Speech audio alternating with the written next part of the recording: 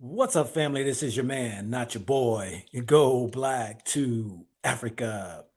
So, I would like to thank each and every one of you all. If you're new to my channel, you are at a good place. You are at the right time to hear some of the positive and the most motivated speeches and teaches, if you will, that I'm laying out for each and every one of us in this universe.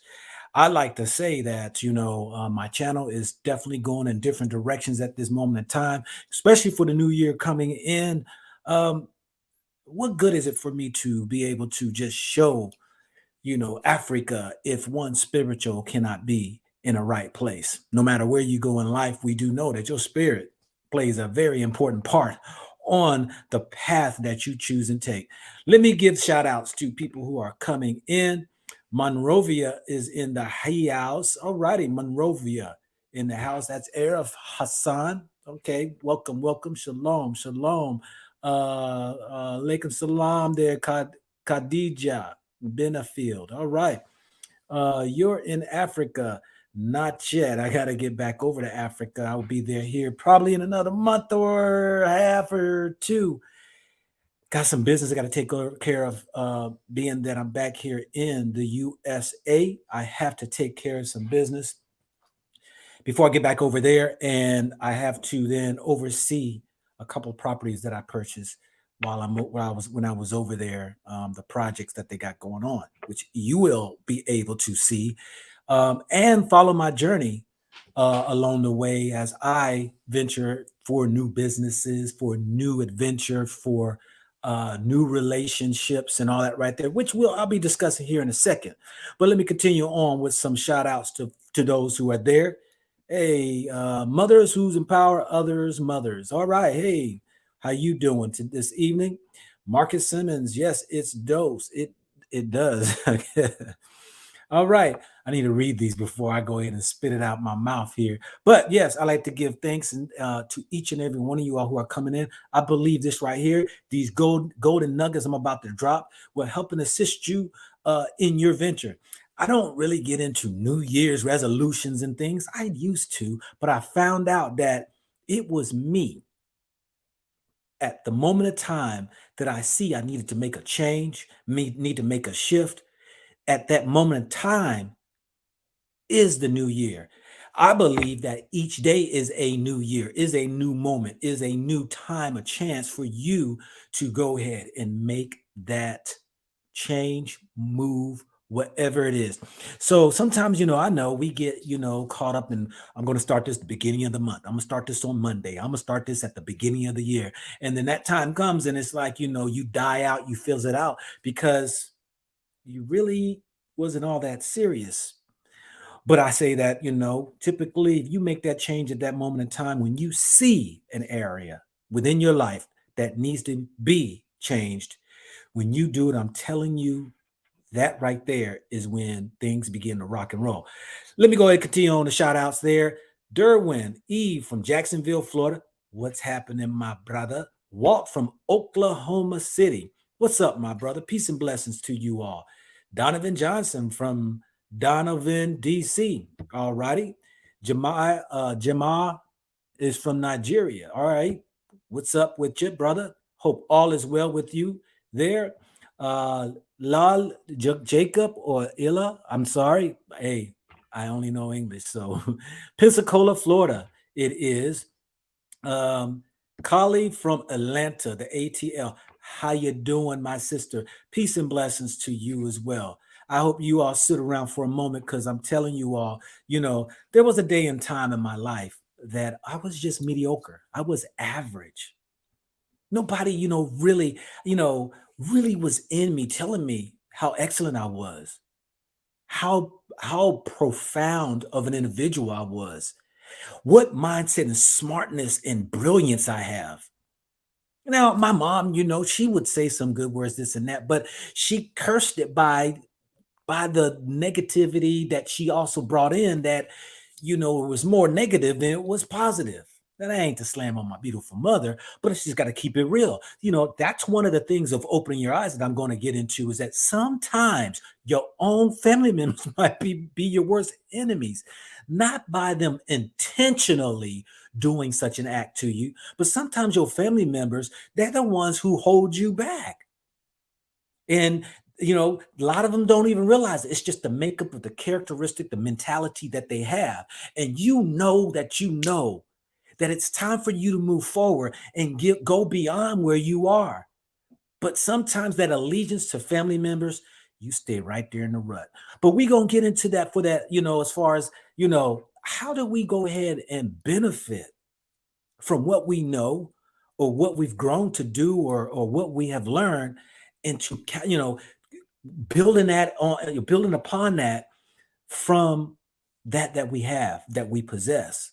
Because the three things I'm going to get into, hopefully that some of you all will hold on to and chew on that gold nugget and even digest it, that will bring on a change.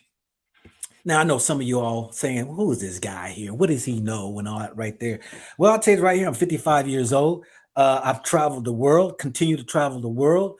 I did 20 years in the military for the U.S. I'm an entrepreneur. I have many of businesses my ventures that I were in. I started off in the beauty barbershop, had beauty supply stores. I turned around and got into real estate. And then when I got into real estate, that changed everything. I moved up because I decided, you know what? Me having these shops and all that right there, it's cool. It brought me great money.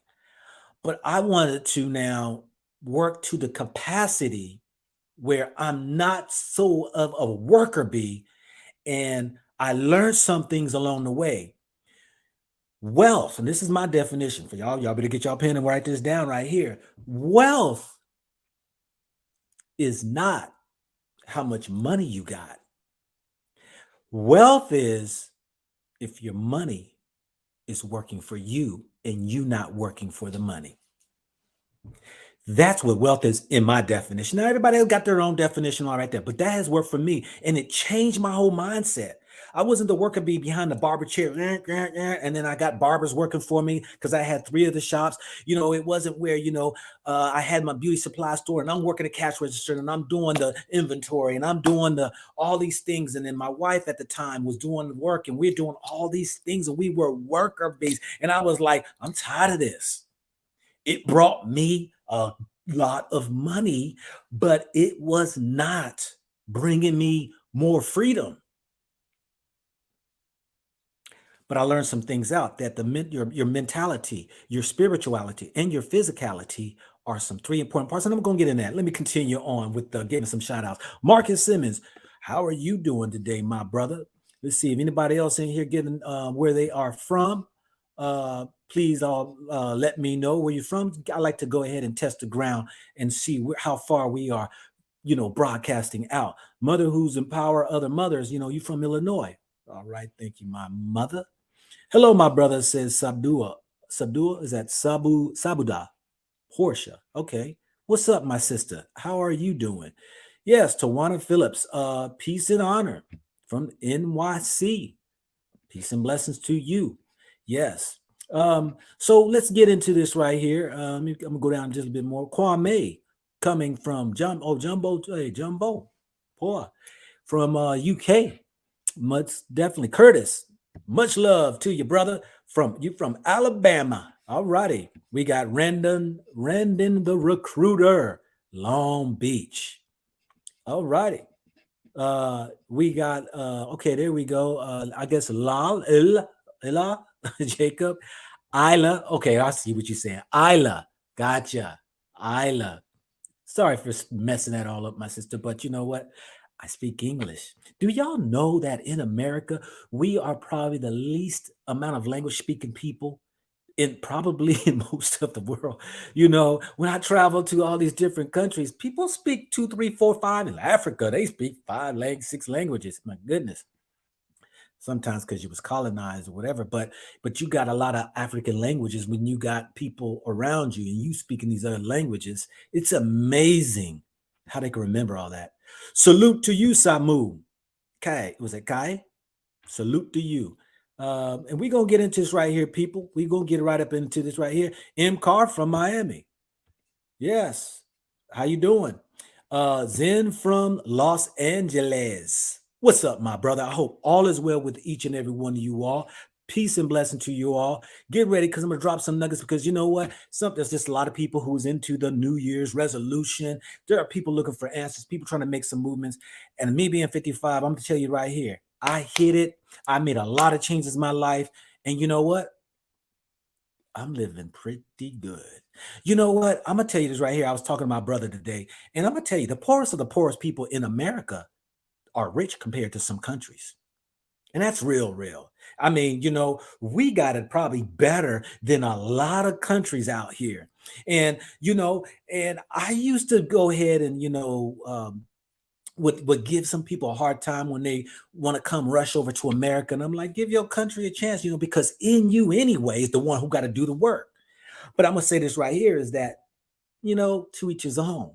Because you know what? It may be an opportunity for you because I'm going to get into that well. And let's get into that right there. But peace and blessings to each and every one of you all coming in. I know a lot of y'all probably ain't got too much time, but a lot of you all do. But those who stick around right here, I'm going to allow also to let you go ahead and call in, share what you have planned for your new year. I believe that, when we speak out into the atmosphere of those things that we have planned, I'm telling you, when you're speaking in that bosom, into the bosom of the creator, in the atmosphere, I have found they come to pass. They really come to pass. I was talking to my wife today, and she has a coworker, and she her coworker, was talking about she wanted this purse, and it was one of those expensive purses, and purse cost $4,500, and she wanted it so bad and kept speaking on it. She talked to her husband about it and asked her husband, could she go ahead and get this purse? And he eventually broke down and said yes. And the interesting thing was, she has a second job, and they're into plastic surgeries and stuff like that. Well, she's on the staff with this company and stuff, and turn around after she bought this $4,500 purse. The business took them all out and took them to the place where they got the purses and everything, where she wound up getting this purse, and told them, you can get whatever you want. They told, like, I think it was 12 of them or whatever. She was sharing this with my wife, but y'all can go buy whatever you want. I said, God, dog, whoa, man. Louis Vuitton, I mean, they ain't cheap, but you know what? She had the opportunity. She'd been speaking, and all of a sudden, then bam, after she bought that purse, the job went and took the whole staff over there and said, buy, get whatever you want. There's some things to that I had to learn about speaking into the bosom, into the atmosphere, if you will, of the creator. But let's get into this right here, fam, because I know some of you all right here have some great ideas of maybe what you are planning for the new year. Like I said, I had to learn that it's not even about a new year. It's about the new day. Tomorrow's when you really got to make the move, but today is when you make the change. The ideal comes by right now. But see, if you wait for the Monday, I've done it many times. Coming Monday, I'm going to start my diet. Coming the beginning of the month, I'm going to start this. I'm going to do that. The beginning of the year, and then what happens? We put it off, we fail, we put it off, we fail. And it's a new year, it's a new month, it's a new Monday. And this right here, we got to change that mindset. But let's drop some gold nuggets right here, right? And I'm speaking straight from what I have gathered over my 55 years and the success in my spirituality, in my mentality, and in my body, what this whole thing is. I've had somebody send me an email just today, and they were telling me that they wanted me to, they told me they were watching me, and I had some rings on my thumbs and stuff. And they want to talk about the energy and talk about, they found out that some yoga was saying that, you shouldn't be having certain things that is prohibiting your energy from flowing in full circle and all that right there. And I kindly told the person, I responded back, and I try to respond back to most of the emails. And I know some people got a good heart trying to look out for you and stuff. And I shared with them, I said, hey, I understand and I hear you and all that right there, but I'm my yoga. my yogi. I'm my so-called shaman.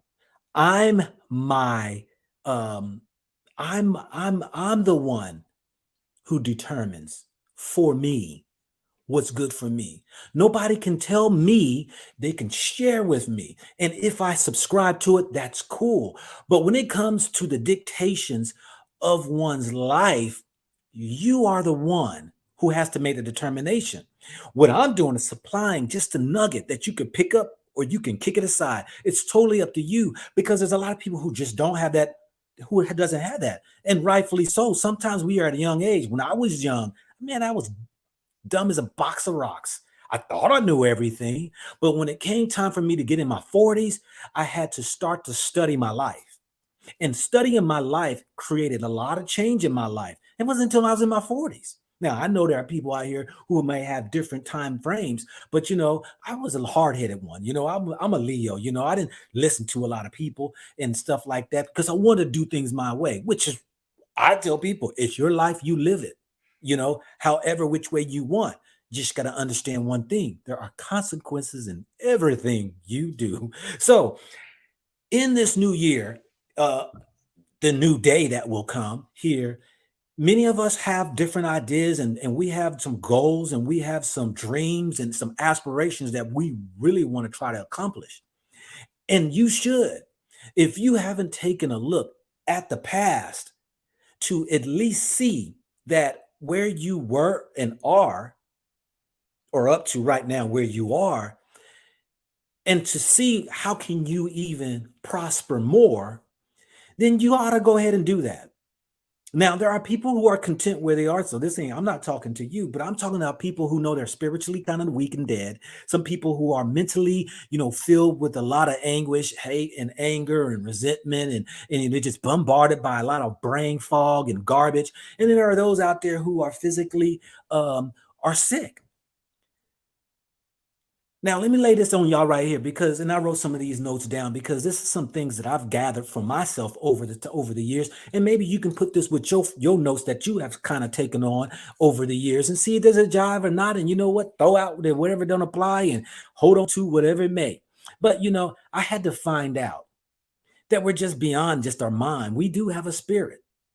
And what I mean by that, this mind thinks about, have imaginations, it has all of these thoughts that come by and all that right there. And that's what the brain is for, the mentality of man. This right here is something that we all have and you can't get away from it.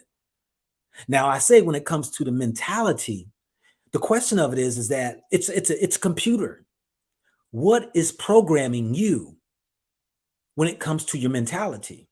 Because we do know that your environment, what you listen to, what you read, your circle of family, your circle of friends, all play a part in the makeup of your brain, your computer. Your brain takes and it from the five senses, it is always constantly programming your mind. What you touch, what you smell, what you taste, what you hear, what you see. These five senses right here are programming your mindset so that because it's a memory bank and it's created your mentality. And sometimes we don't understand in our mentality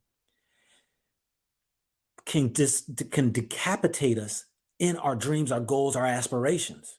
Now, I hate to be the bearer of bad news because I had to find this out for myself. Sometimes my circle of family were the ones who really were holding me back, or the way I was raised, or what I was believing in based upon where I was, my association, my friends. It could have been the churches I was affiliated with. I had to find out that, whether it was your family, your friends, even your job, whether it was the music I was listening to, was it the books I was reading, the shows I watch, these all were playing a part and slowly it was daggone on my mind. I mean, it's transforming your mindset. This is where you'll get your beliefs and your opinions, your views all from. And a lot of us, we will live and die by it instead of challenging ourselves to continue to renew the mindset. This is what the ancient writing says for y'all, says scrolls and scriptures, but continue to renew your mind so that you can prove what that is good. If you're going to hold on to one idea and not venture out to find if there is one that is better than that which you stand on, you're not going to see headway for improvement. If you believe that you just a thug and you just a person that is, I say thug, I mean it's the mentality. If you think that you are, you know, just mediocre, if you think that you are, you know, beautiful, if you think that you are all what you think you are, if you think that is just it, you're fooling yourself. You know, we hear people say, you know, oh, stay positive, stay away from negative. And all right, negative can be good. There's nothing wrong with there is nothing wrong with being skeptical or have a watchful eye or looking to see if there's some negative within whatever the situation may be, in order for you to be able to surmise and gather, to be able to get you where you are. Now, people want to say negative is not good and all right there. No, negative can be utilized in a right place. You sometimes need negative people around you. I have found that when I was coming up and I started to get in my 30s, when I opened up my first business, I was 31 years old. And I had a lot of naysayers. I had people were questioning me and why you want to do that and why are you doing it that way and you ought to wait and you should, you know, these were some family members and these were some coworkers and some friends and stuff. And I used it as fuel. I used it as fuel. But also too, you know, sometimes that, you know, when you're looking at things to be able to find the negative, it can help you and save you at times from making some drastic mistakes. But let's get into this right here, because the mentality is what's feeding your mind, right? That's your mentality, your mind, your mindset, your mentality is your mind. But this is actually what actually will feed your spirit, which ultimately then has an impact on your body. That's the stuff I had to figure out.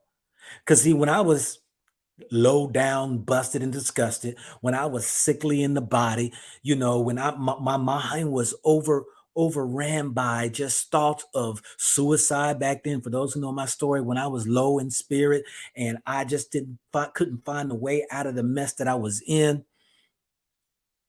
I basically almost gave up because my mentality, all the thing I fed and had was really a lot of negativity.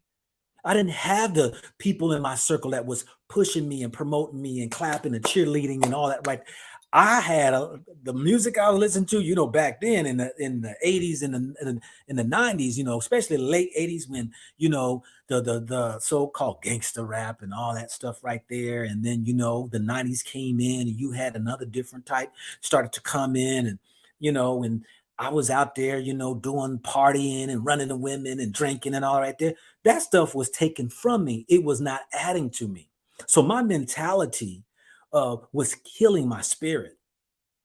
I had a dark look on life. I didn't have a bright light that really was kept me going and all that. But we're gonna get to the spirit in a minute. But I'm saying that your family, your friends, your environment that you are associated with, sometimes you're gonna have to sever that umbilical cord. Sometimes you're gonna have to just go ahead and say, you know what? Instead of talking to you every day, I might talk to you once a week because I'm trying to get out of this place where I am so that I can flourish, blossom, and grow into another dimension, another place. Because the people that I'm around, we have been nothing more than buddies to keep each other in this hole. And then I realized that, you know what, I have to change this mindset. But in other words, I need to gravitate to people who have a total different mindset, to the people I was associating with, and those who maybe have a different outlook on life. Because if you think this new year coming in and you're going to do something brilliant and change something different and have the same inner circle of people around you, still listen to the same stuff, read the same things, go to the same places, it's going to be that much more difficult. It's going to be that much difficult because there is no newness, there's no freshness that you're going to be able to chew off of and keep and push you forward in order to be that much more successful mentally, spiritually, and physically. See, I ain't got into the business finance because most people are caught into the money aspect of it. See, the money aspect of it, I had to find this out, y'all. When you at the right place, money comes. You could be at the wrong place and money comes. You can be evil and money comes. You can be the world's greatest, gentlest, loving person and money can come. On both sides, you have mentalities. You know, whether it's the good or the bad. You could be the corrupt person, you could be the good person. You still got a mentality, you still got a spirituality, and you still got a physicality.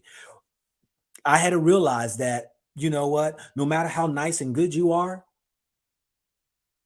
sometimes life is just not going to hand you what you deserve. It may be your mentality that is in the way, the circle of people that you are around, the things you listen to, the places you go, the things you do. You know, vices is probably one of the biggest hindrance of people. It clouds the mind. Now, I ain't gonna beat up on most of y'all out here who likes y'all weed, but the question was posed to me many a time. People send me emails and stuff, and young men and women who like to call me uncle, big brother, or dad. I mean, I have some people call me that, but they want to know, is weed a problem? And I'm like, I can't answer that for you. What I can tell you is compare the difference when a sober mind and under the influence mind. Compare the two. Matter of fact, if you want to know whether or not which one is beneficial, which one adds to you, which one takes away from you. Listen, I ain't going to beat up on people who smoke weed because I mean, there are other vices. There's a billion vices out here. Whether you want to talk about alcohol, you want to talk about sex, you want to talk about working out over, you know, you could be addicted to working out. You could be addicted to being dependent upon somebody. You know, you could be addicted to anything. The addiction is what's stealing from you, the reliance upon, because then you don't have the creativity. That creativity that's laying dormant within you, we got to wake that up.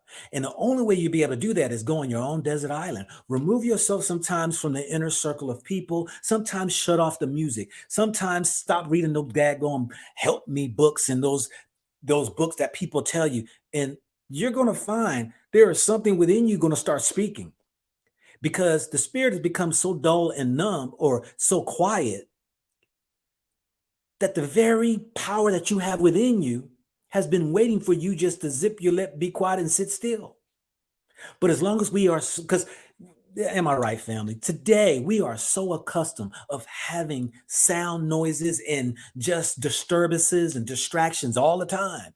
We got our earbuds in their ears from morning to day. Some of y'all sleep with the TV on, sleep with your earbuds in your ears, and you got to have the noise. Some of us haven't even found solitude. Some of us haven't found a quiet place during the daytime that you can even meditate for 5 minutes. You know, my kids still laugh at me when I get in my car because I haven't turned on my radio in years. That's my heaven. Man,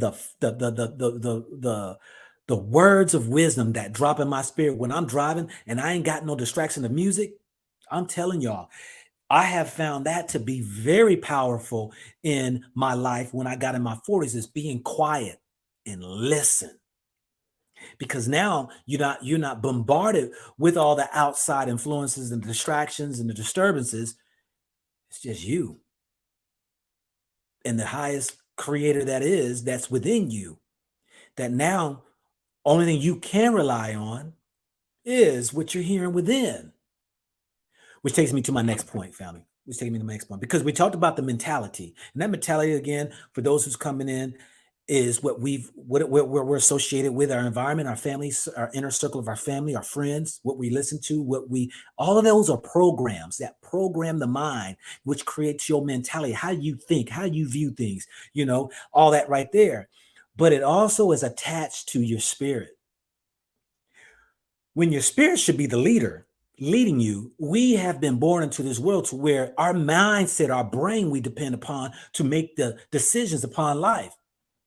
So we got everything twisted when it should have been the spirit, your mind, and then your body.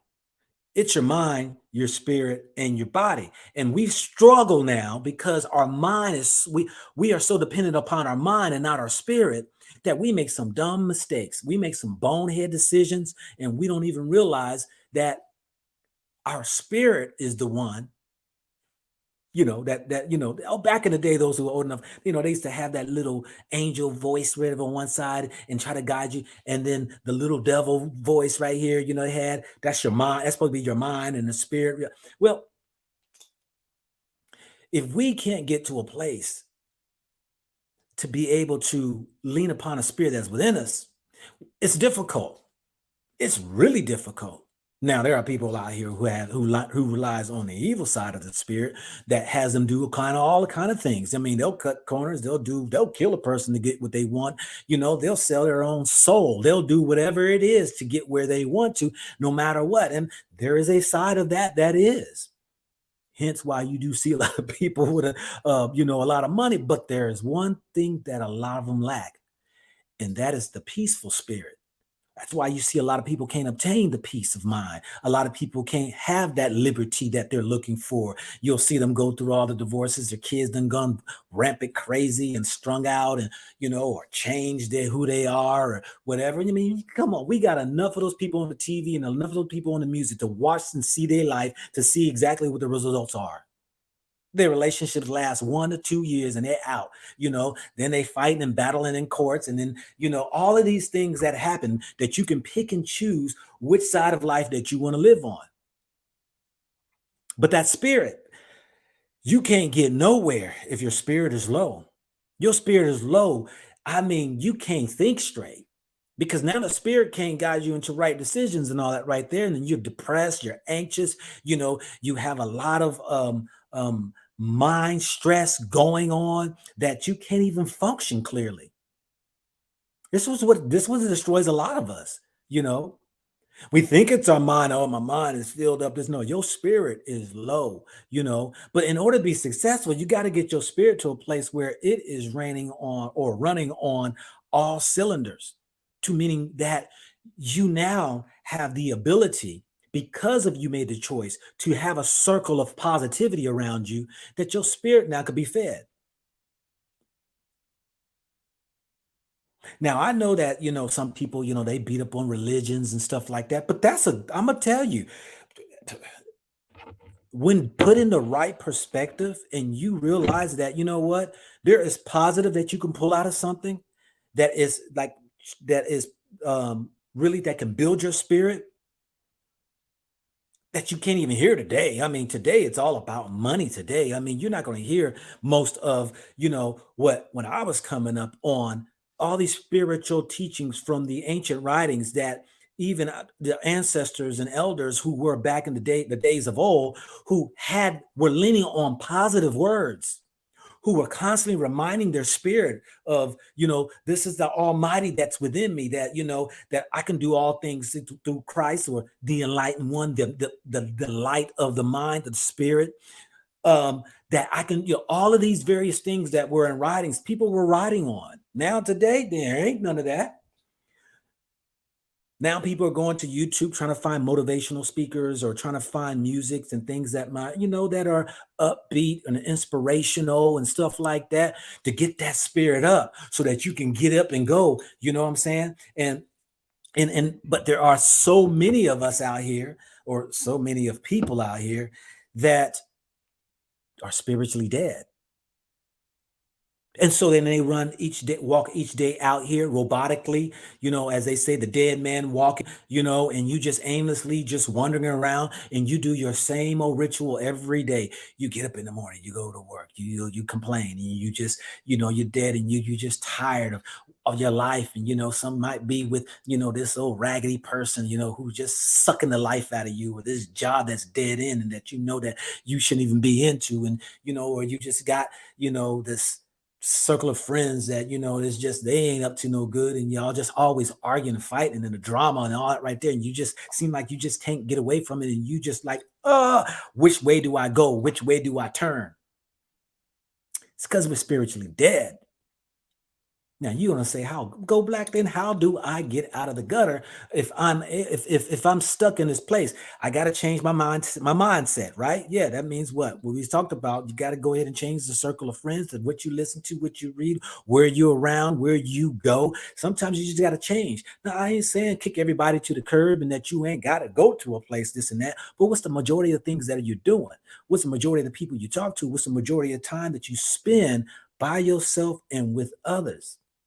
Can there be a balance? Because, you know, once you start to understand that your dreams, your goals, your aspirations, that your peace of mind that you might look for, that whatever your desires of your heart is, there's constantly got to be change. If you think you just hit it and you're gonna just say, "Hey, I found it. I found what I've been looking for. This is it. I'm gonna walk this out for the rest of my life," and you think no work comes with that, I hate to be bearer of bad news, but you know what? The day is going to come when it becomes mundane, it becomes boring, it becomes like, "Ugh," and then you're going to be tired of that again. So then, how do you then reach success? Because I mean, success is a word that they use. I don't believe in the word success or failures. I believe it's life experiences, and they're all teachers to us. And if you allow this to be a teacher to you, then you are able to be able to be the watcher to see exactly how these things manifested in your life or how they wind up leaving your life, and you can take note and do your study on how did you was able to obtain, how were you able to maintain, how were you able to go further into whatever that endeavor was. Then your next journey of life becomes that much more successful. So spirituality, your spirituality should be the first and foremost that actually you live off of. But the sad part is we're living off of a programmed mindset that the world has created. And we're making decisions off of our mindset, our mentality versus our spiritual sense. Now, the sad part about that is that when your mindset is, off tilt, or if you're off balance and your spirit is low, guess what's going to be the evidence of that? Your body. They say stress kills. They say stress, man, puts a lot of illness in people. When your mind is weary, your mind is you can't focus, you can't sleep, you're always worrying, you're biting your nails, you're just anxious, you're worried, you're nervous all the time, you fidget, you can't sit still, your mind just keeps going, and you're stuck in this dog chases its tail, and you can't put your mind to rest. That's a very bad place to be. But the problem of it is even what they say is that it causes havoc in your body. So what do?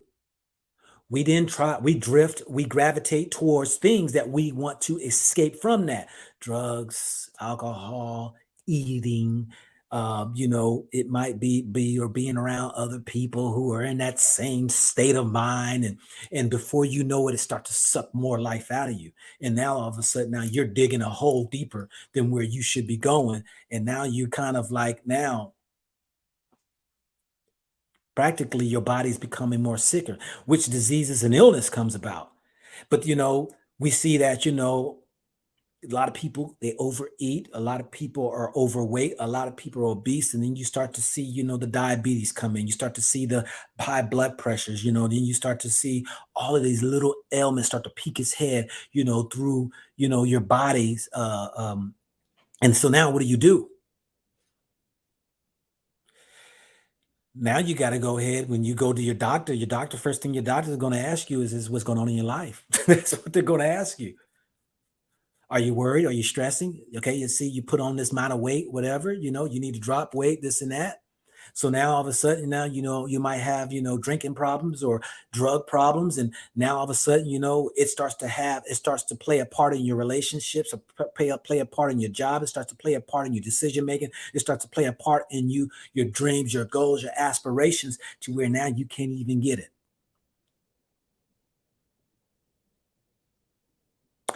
So I say all that to say, let me get back to my notes right here, because these are things that I had to take note of over some of the years that, I have to be on guard at all times that everything I do, I got to always remind myself there's a consequence behind this, which you make this decision. Now, I don't do it in every little nitnoy thing, but I have to be mindful. I have to be mindful in what my approach is when I decide I want to do something. If I'm going to go hang out, if I'm going to go to a place, I'm going to be, if I have conversations with people, if I decide to listen to something, if I decide to read a book, if I decide to watch a movie, what impact does that have on me? So I have to have a guard up. If I don't have my guard up at all times, it can overtake me, whatever it is that I decide to partake in. So before I open these lines up for you all to call in and let me know, hey, what is your goals, your dreams, your aspirations for the year 2022? Some might have some questions for me. I take questions. I answer some people's. I can answer some people's questions, whatever. Because I'm gonna hit you with the spiritual anyway. So but in saying that, I can guarantee you it can be a gold nugget you will walk away with and you can chew on. But so we talked about that mentality. We talked about the spirituality. We talked about the physicality. And so let me go ahead and say this right here. Sometimes, in order for you to get to the place that you're trying to get, you might have to leave your city. You might have to leave your state. You might have to leave your country. What a great big world it is for you to go ahead and embark on a journey that there's a lot of jobs out here that you can work overseas in different countries and things. And them mean just here in this country, And I hear that a lot of people's biggest fear is leaving family. Now I know, hey, if that family is precious and all that right there, who am I to say? But I tell some of the people, who get homesick when they leave the country and all that right there. And it's mighty funny that your families don't come visit you, but yet they want you to come back to visit them. And I got this saying, I said, how did I put it? I just came up with this saying that, is homesick sick for you like you're sick for home? In other words, are they really that sick that they are going to get up out of their chair, get on a plane, and go visit you? Or are you the one always homesick, running home to go see family, but nobody gets on the plane to come see you? Sometimes you got to say, oh, hold up now. Aha, that's an aha moment. Is home really then? Is home there for me? Am I there for home? Are we there for each other? Or I got to be right here in the circle with the family? Or can I go venture out? Something you got to think about. Let me say this right here too, family. I watched a video today, and there is a lot of markets where the American dollar will dominate, that the dollar would be. So Turkey, I don't know if I've been watching videos lately on Turkey, the country Turkey, and their dollar basically has collapsed. I mean, inflation has went skyrocket. And this young lady who did a video, she showed that back in February, for every 7 of their donar, and I think that's donars they call it there, dollars, you can get one American dollar gets 7 of theirs. Now, because of inflation there, 14.8 of their dollars you get for 1 American dollar. So she went around and showing the shopping and the food and everything. I mean, you can eat at elegant restaurants for 2 people, like $20, and it costs, like, a mango was like 40 something cents. Here it's almost $4 in America.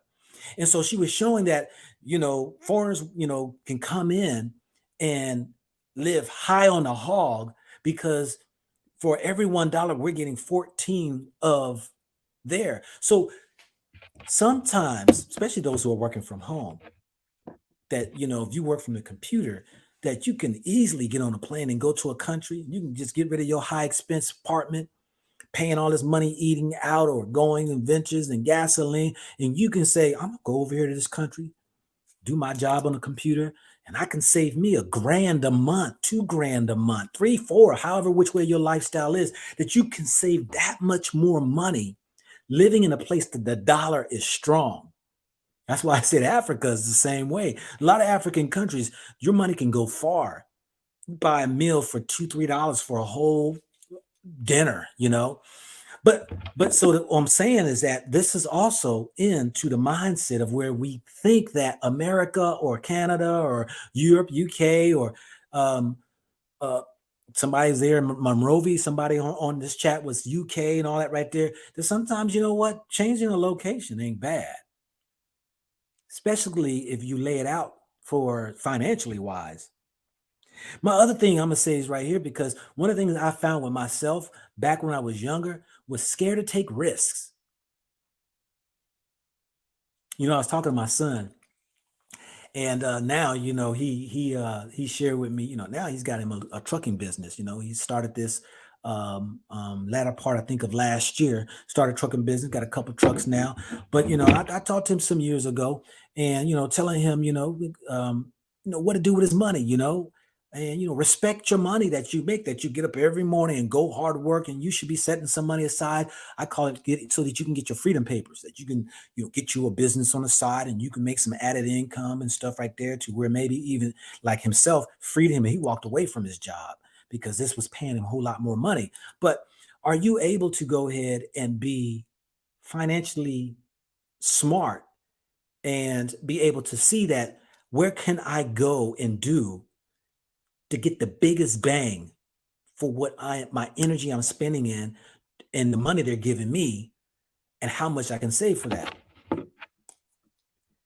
Because we don't think about these things. But you got to take risks.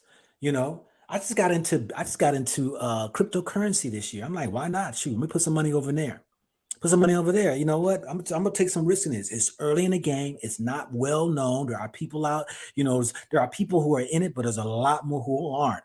Aren't you tired of always saying, "Man, if I would have started that when here, man, I would have this."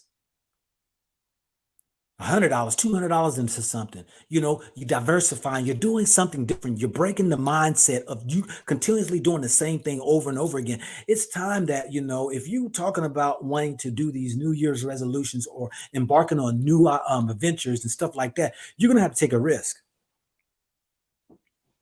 And risk don't mean money. Risk or sacrifice could be you. You're going to have to risk your own comfortability, if you will. You're gonna have to take a risk on that. You might have to take a risk on giving up some of your free time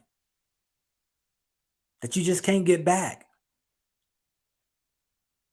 We are people sometimes that we are afraid to move forward with risk. But what my son, I was saying, is that, he was sharing with me that, he realized that all the gambling and the running around in the streets he was doing, and all that waste of the money and stuff right there, he could have took that money and put it towards something else. Why not take the risk now? I risked and blew all of that, all the vices that he was involved, just like me. I look at how much money I spent in clubs and drinking and running women. My goodness gracious. But are you willing to take a risk for something that can repay you or possibly build you that much more? We sometimes are afraid to take risks, but we take risk every day. Every day you take a risk. You take a risk taking a shower and might slip and break your head. You take a risk eating and you might choke on food and might take your life. You take a risk getting in your car and driving down the road and might get in a car accident and be gone. There are risks we take every day. But if you are willing to take some risks, the goal that you got is that much closer.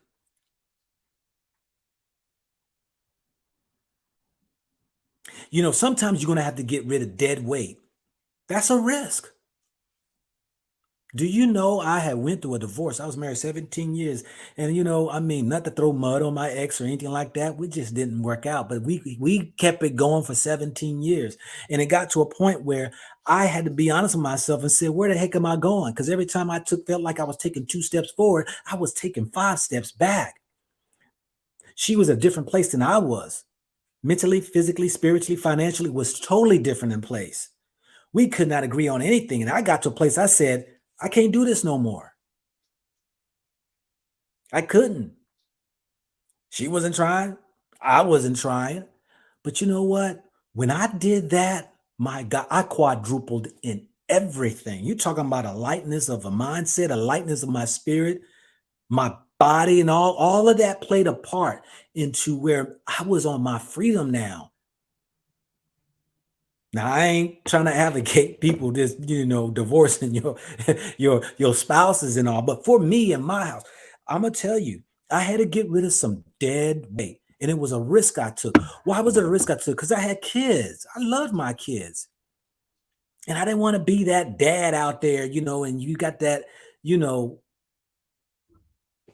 that what they call you got to your visitation.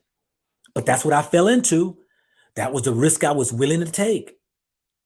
And it cost me some time in a relationship with my children. We back on point now. But what I'm saying is sometimes that risk will be all worth the while when you get rid of some dead weight, some old stinking thinking, some ways that you have been holding on for so long that it ain't got you nowhere. Got remarried to a beautiful woman now, who we are on the same sheet of music. We see eye to eye.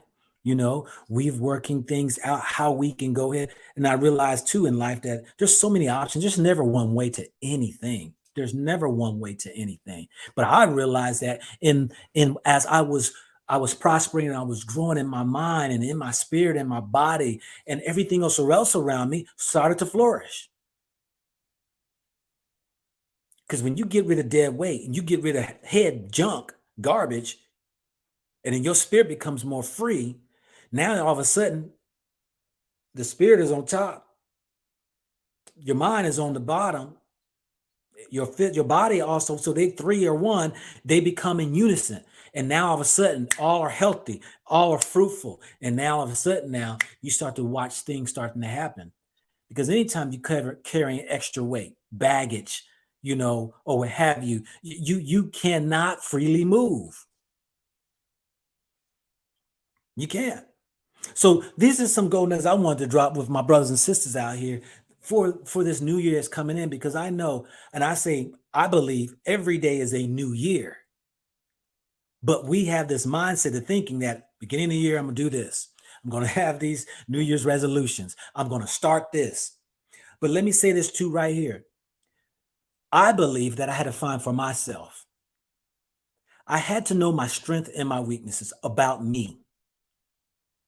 Sometimes we have goals and dreams and aspirations that we don't have the discipline, we don't have the know how, we don't have the education, we don't have the wit, we don't have the patience, we don't have the endurance, we don't have any of that to be able to attain it. But if you do a self assessment and be real with yourself, you're that much closer to attain the very thing that you desire. I had to learn that too over the years. I had to be honest with myself, look myself in the mirror. Now, some of y'all been around and know me. I had to look myself in the mirror and give some true hard assessments. Look myself in the, nah, you ain't that, and you don't do that, and you're gonna have to stop doing that, and you gotta stop going there, and you're gonna have to give up that. You're gonna have to be serious and discipline yourself in this area, and blah blah. I had to be honest with myself. Now, at all times, was I on point like that? No, because why? We cheat. We're human. I'll raise my hand because I ain't trying to make it seem like, hey, I was perfect. Nah, I quitted on some things. I gave up on others. But my thing is that at least I could admit to myself, I was the reason for that. I was the blame for that. Not pointing fingers at anything else. At least I can admit I was one. Because once you admit that you play a part in something, now growth happens. You know how it is. I mean, we want to see ourselves as being the greatest ones out here. We want to be the perfect one. Oh, I love people. I'm genuine hearted. I'm this and that. I hate negativity. I stay positive. I stay in my group. See, sometimes we fool ourselves and believe in that. See, I had to grow and realize I'm all of that because one moment I'm as loving as can be. But you cross me the wrong way, I can be hell on wheels. And sometimes I wake up out of the bed, maybe I'm in a bad mood today. And sometimes I'm impatient and become irritable sometimes. If I can admit that I'm all those things at times, but not totally in all those, I'm that one. No, I'm not no all the time perfectly loving person. Heck no. Ask some of the people I've responded to in my emails when they get on my nerve. Shoot, you know, I cut back on talking to some of the comments because when people say silly things, if they catch me at the wrong time, I say silly things back. But I can admit that though. So now I know my strength and my weaknesses, and now I can become the watcher of it. Because if I say, oh, you know what, next year I'm going to go ahead and I'm gonna do this business venture, this and that, and this and that. Okay, let me go ahead and do my homework. Let me look into it and all right there. But if I'm not honest with myself and say, okay, all right, well, where are you going to find it if you ain't got the time? You know what I mean? Business proposals I've had here just this last year. People want to do business with me and all right there. And I'm like, sounds good, but I ain't got the time for it. Let alone at this point in time in my life, I'm not trying to do a lot of new business ventures.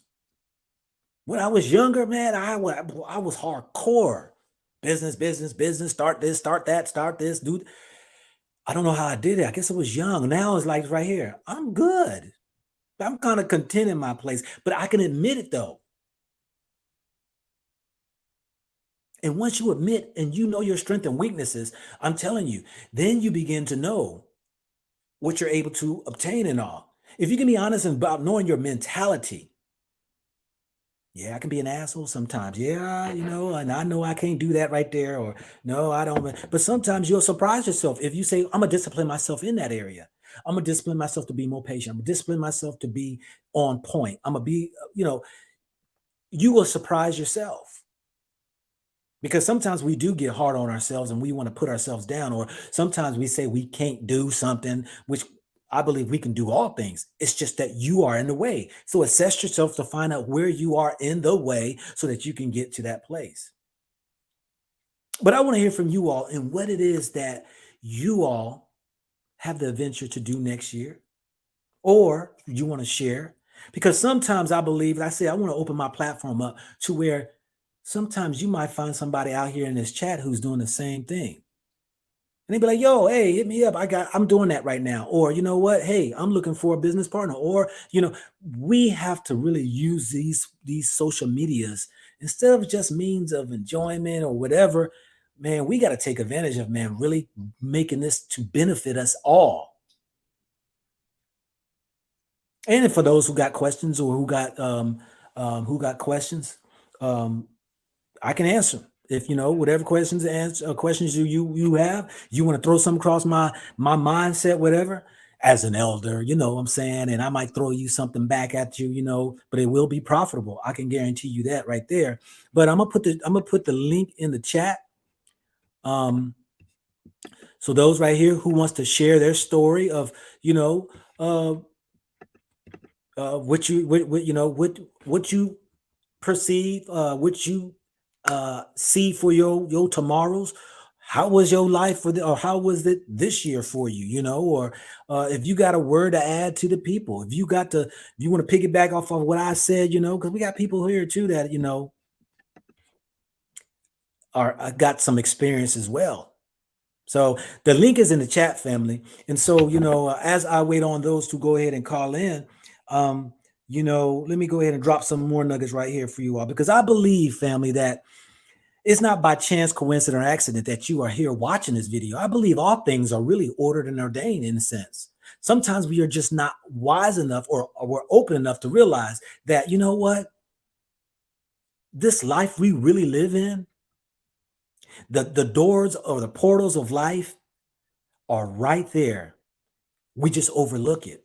The message you're looking for Could be in that movie you watch. It could be in the song you listen to. It could be in on the billboard that you drove by. It could be, but if you are vigilant, if you are aware, it's sitting right there for you. It's sitting right there for you. And I believe that for those who's chiming in right now, here it's for you. Hey, we got our lovely sister right here. We got a feminine energy. That's what I'm looking for. Feminine energy coming in. How you, sister? I think you got yourself on mute. Yes. Okay, okay, I hear you now. Peace and blessings, sister. How you doing? Reparations. Yes. Peace and blessings to you. Happy Kwanzaa to all the beautiful people out Yeah. there. Happy Kwanzaa, sister. What you got to add to my plate of food?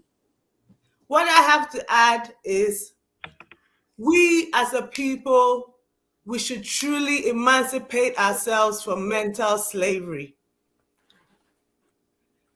We have to somehow get to self-love and self-respect again because we've lost that. You And absolutely right. we shouldn't forget the doctrines and systems that have been put in place to take away our love of self and respect. So we must break those down Mm-hmm. so that we can move forward. So this season, all I want to tell my people out there is that love yourselves, respect yourselves. Let love and respect be your guiding light. I know that religion has come, taking away our religion. You don't know who to love, what to believe, but let love and respect be your guiding light. When you're doing something, does it make sense? Is it respectful? Is it of in a kind nature or love? So my people, just stay strong. Know that your mind is what you have. Everything on this earth began with a single thought. So stay beautiful, stay blessed, and let's do this and let Black people get to where we were supposed to be. Where you calling from, sister? I'm calling from ATL, Atlanta. Atlanta. And what country are you from? Ghana! Ghana. Wow, I'm surprised. Yes. I got a Ghanaian that's here. I thought all the Ghanaians hate me for some of my videos I've been putting out. Oh no! My heart breaks because I'm Ghanaian. I don't Yeah. really cry. The only time I cry is when I listen to Ghana news. Yeah. Yeah. Yeah. Yeah. Okay, so you from Ghana and all, and what you just said, sister, was definitely heartfelt because you're right. Love and respecting oneself is something that I see that is going fast away from really people. I mean, we have a total disregard for ourselves. Do you know I did a video probably about a week or so ago, and it said "Love yourself." I had a picture of it. It said "Love yourself" and all. It is amazing that those type of videos don't get a lot of views. People just like don't get into it. But but then when I talk to people, yeah, I hear their sad stories, and it's like, why wouldn't you want to listen to something that's encouraging, motivating? But we do, though, like you said, is getting back to loving and respecting ourselves. We need to go there. We do. We do. Yes, we do. Yeah, we do. Well, I appreciate your kind words, sister. You got anything else you want to add? What I want to add is that um in this freedoms fighting movement, I don't know if people have heard about Fix the Country demonstrations in Ghana. It's like Africa. Let me just give you a little knowledge. I know that people don't like politics, but politics here, whether you are behind the scenes, say it out loud or not, everybody is part of politics. It's like when you wake up, you have to wake up and brush your teeth. It's something you must do. It's like go to school and you don't want to learn anything, you get zero. So politics, you have to accustom yourself to get involved in it. So I want to join the Fix the Country movement. I think all Black people should join on board.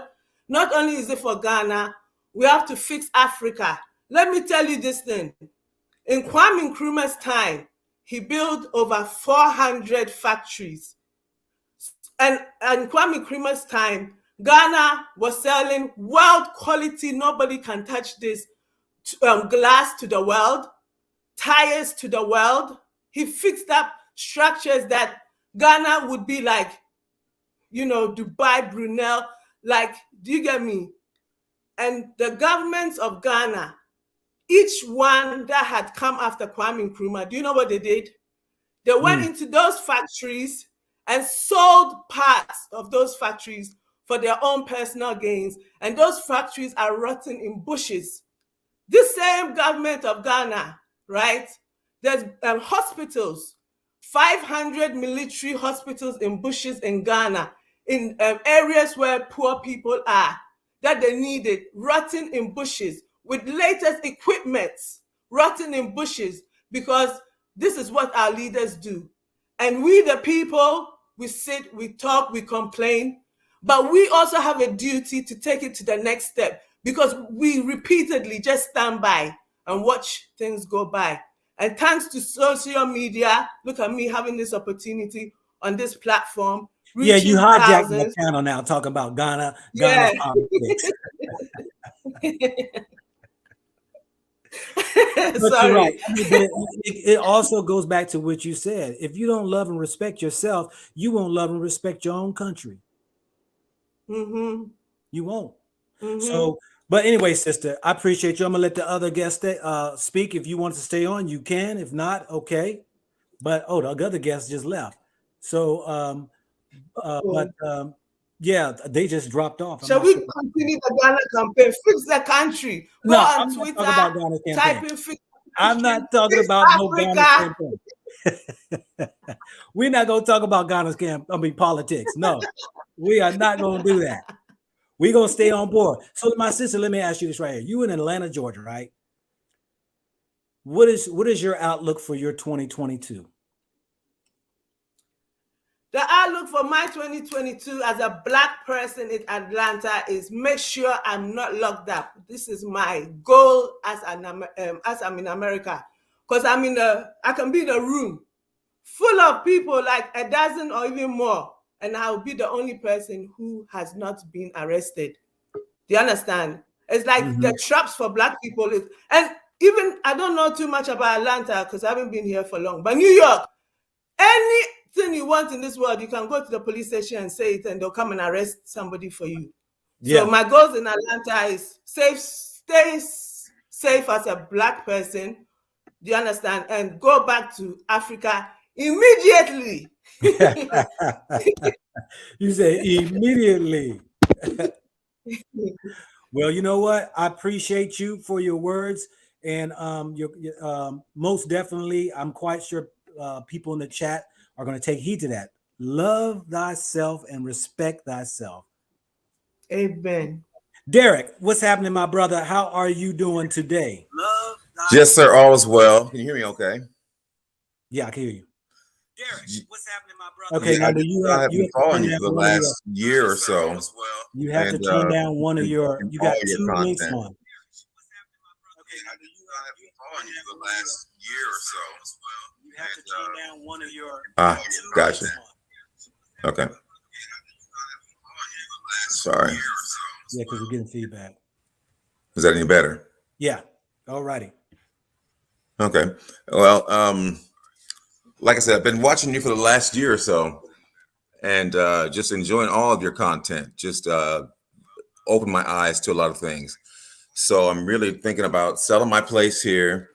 I work for a delivery company. Okay. And I'll have 10 years in January, but I've got a pension already, out of California. I'm here in Atlanta also, as well as she is or was, and just thinking about relocating to the east of Africa. Okay. I don't know those money numbers, and that's probably something private I can speak about. But I know that I'm ready. My soul is ready to. I am not confused or anything about anything. I'm just ready to move on. There is a lot of noise in my head regarding the work and the violence that's happening here in Atlanta, not Atlanta, but in the United States, the being Black in the United States, and just what all that encompasses. I'm 56. I'm ready to move forward. I've got some business ideas in my mind. like I said, I've already got one pension. I'm gonna have a second pension, 401k, that sort of thing, whatever. But I'm just ready to move forward, and hearing you on most of your videos throughout your travels.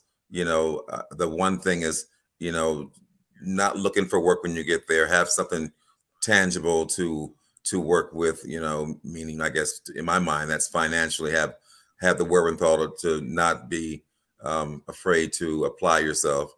Um, so that sort of thing. That's where I'm at. But I mean, like I said, I'm enjoying your conversation. Um, I'm probably gonna email either you or there's another person that I've been watching also online just to get more information. I'm not sure about the COVID issue over there, if there is one in Tanzania Mm. and that sort of thing. A lot of information you don't really hear folks too vocal about it, but that's a concern. My temperament is fine. I don't have a problem with that. I've been to South Africa 5 times and Oh, lived okay. there, about 4 months, and so I know what it's like to let this Western stuff go. I know Yeah. how to do that. So just like I said, I'm just listening. I just kind of wanted to chime in, and I have to work early in the morning, and I'm tired of that situation. But that's going to come to an end early next year. So that's it. Yeah, and I believe in, man, hey, the more homework you do, the more educated you become of the place that you're trying to go to, man, makes it that much more easier to cut them chains. You know what I mean? You know, so I most Okay. definitely, man. Hey, all power to you, and in your endeavor, man. Because you mentioned like COVID, whatever. That's not a problem over there. I still stay in touch with quite a few people over there. So there's no lingering, um, shutdowns and these different precautionary measures that you have to follow there in Tanzania specifically. I'm talking about there. So, but yeah, man, like I said, do your homework, man. Like it sounds like you already are well traveled. You've been to Africa 5 times already, so you know you got that out the way. So you already know, you've been already flown out of the country. You already got that on your side.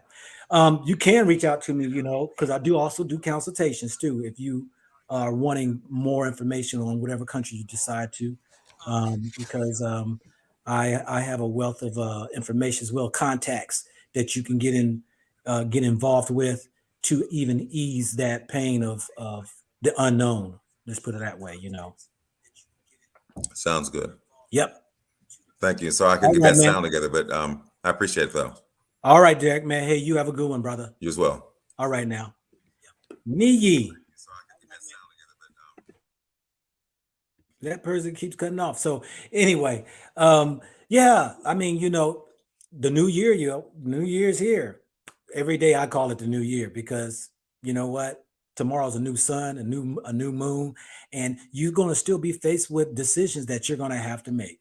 You know, and to me, why put off stuff for tomorrow's when you can be doing today? So let me put the link back in the chat. We've had a few callers here. I'm not sure what's going on with Niyi. That's twice that it dropped. But yeah, call in, let us know, what is your plans for the 2022? Do you have any words of encouragement, motivation for those, inspiring words for those people out here is listening, as well as when they listen after this show is over with? I decided to do this show right here today because I like to just leave, a positive impact on people. I know at this time of year, a lot of people are broke because they spend a lot of money during this Christmas holidays, and there are those who are going to be looking for new adventures, whether it's new jobs, whether it's a new relocating to somewhere, whether it's, new relationships, whether it might be whatever. We do know life do throw us new adventures, and some people don't know how to navigate through those. So we got somebody else coming in right now. Is that Sufi? Sufi? Hello, brother. I cannot hear you. All right, but I guess he's going to have to call back in there, Sufi, um, and yeah, hopefully we can get you back on. Let me see if I can hear you now. Hello. Nope, I don't hear you. So the But yeah, as people start to call in, I'm gonna go ahead and drop some of this other information in here for you. And that is the link is in the chat for those who want to call in, those who want to provide inspiring words, those who wants to share what their 2022 is like. Like I said, you never know who's listening. I found out, family, some years ago, when you keep your mouth zipped and you have some dreams, goals, and aspirations, sometimes the person sitting right next to you might have that answer for you. And this media thing, social media thing, is wonderful where people will hear you and maybe be able to tie in with you or give you words of advice, what have you. Niji, can you hear me? Yeah, of course I can hear you, sir. How are you? I'm doing fine. How are you? You doing great? Yeah, I'm doing great, not too bad. It's good to see you and hear from you. Where are you calling from? I'm calling from London, England. London. Yeah, Ooh, it's cold out there right now, ain't it, man? really cold, really cold. But I'm Nigerian. Yeah, you from Nigeria? Yeah, I'm a Nigerian living You in probably ain't London. seen the sun in a few weeks either, have you? In a few years, I suppose.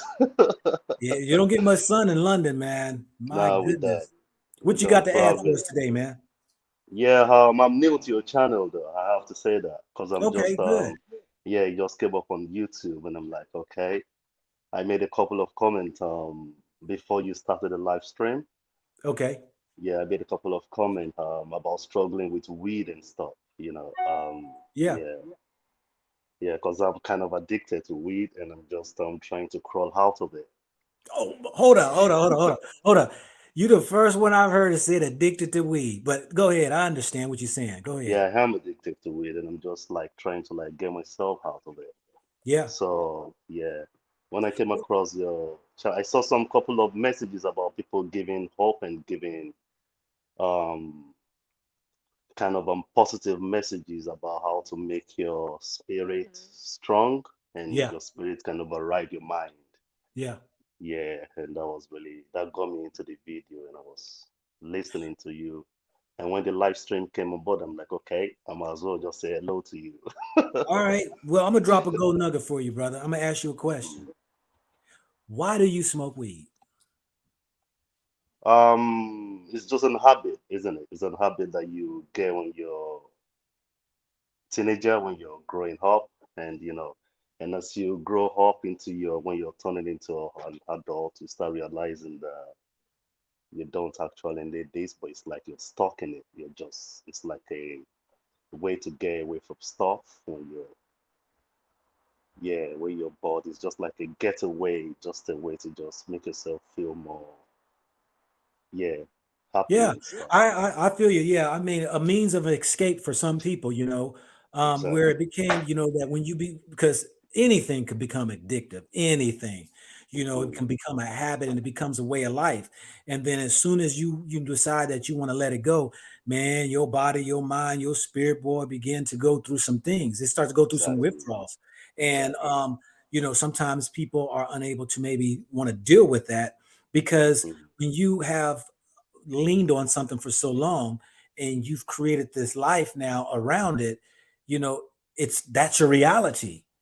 That's correct. And then when you let it go, you feel very uncomfortable because now it's like the real reality is setting in. It doesn't seem like it's all that. Hmm. But I'll say this for you, brother, and hopefully this will help because I mean, I had battles with alcohol for many a year. Hmm. And I had to really go back to the beginning of why did I drink. And once I really got to the the crutch of the problem of really why I started and then why I used it, and I found then that I had to kind of uh, touch those areas where were so uncomfortable with me when I didn't drink. Like let's just say watching football, right? Man, it was boring watching football without drinking. You know what I'm saying? It was because I got so used to over the years. But then Hmm. I had to push myself in a place to say, you're gonna have to sit still, dude, and watch football without having a drink. And you're gonna Hmm. have to find why is this an enjoyment? I found out I didn't enjoy football as much which then was like, well, was it the drink that was making me like football more? I don't even watch football no more. I was like, So man, after you're saying after you stop drinking, you stop watching football as well. yeah, it was like it because it, well, I do know this right here. Alcohol, man, intensifies and make things more, exacerbates. It makes it seem like everything is like, oh, Yeah, I think but it's the when same with, yeah, you can say the same with weed as well. yeah, so when you sober, you like, okay, all right, I'm watching the football game sober, right? And I'm watching everybody around me, yeah, yeah. And that was a great lesson for me to see that Mhm. even those who were around me, that in places I go, that's what I talked about on this show, was that Yeah, sometimes you got to break away from where you go, the people you are around. You got to break away exactly. from it because it's become your mindset. And when I started to watch people, when I was sober and watch people drink, and I was like, wow, that was me. And they're getting an enjoyment out of something that really is not there, but the alcohol is going to make it appear to be. Mhm. So I kind of, but I went through some chapters of life because, I would quit, I would go back, I would quit, I would go back, I would quit, I would go back. But then I got to a place to where it was like, now, I see that a sober mind is greater than an intoxicated mind, and what I actually lose when I indulge in drinking.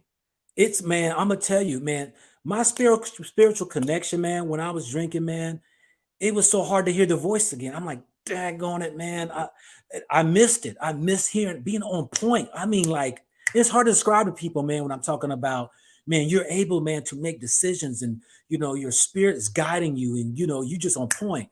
And then when I indulge, man, and start drinking again, man, it's like I become numb, man. And then all of a sudden, man, I lose that umph. I lose that just on point. Now Mhm. I'm like, I'm not giving that up no more. So that's my motivation. Because That's what I'm trying to be. That's what I'm trying. Although mine is not alcohol because I can easily stop alcohol like this. It's nothing yeah, to me. But on the weed aspect, that's what I'm trying to get. Like where it means nothing to, when you can where you can actually function, do other things without making the weed priority. And yeah, because right now it's like I do everything with, I have to smoke first, or I want to do that, I have to smoke first, or I want to do this, I want to go there, but I have to, it's just, yeah, crazy. But when I get to where you're at, I think I'll be happy.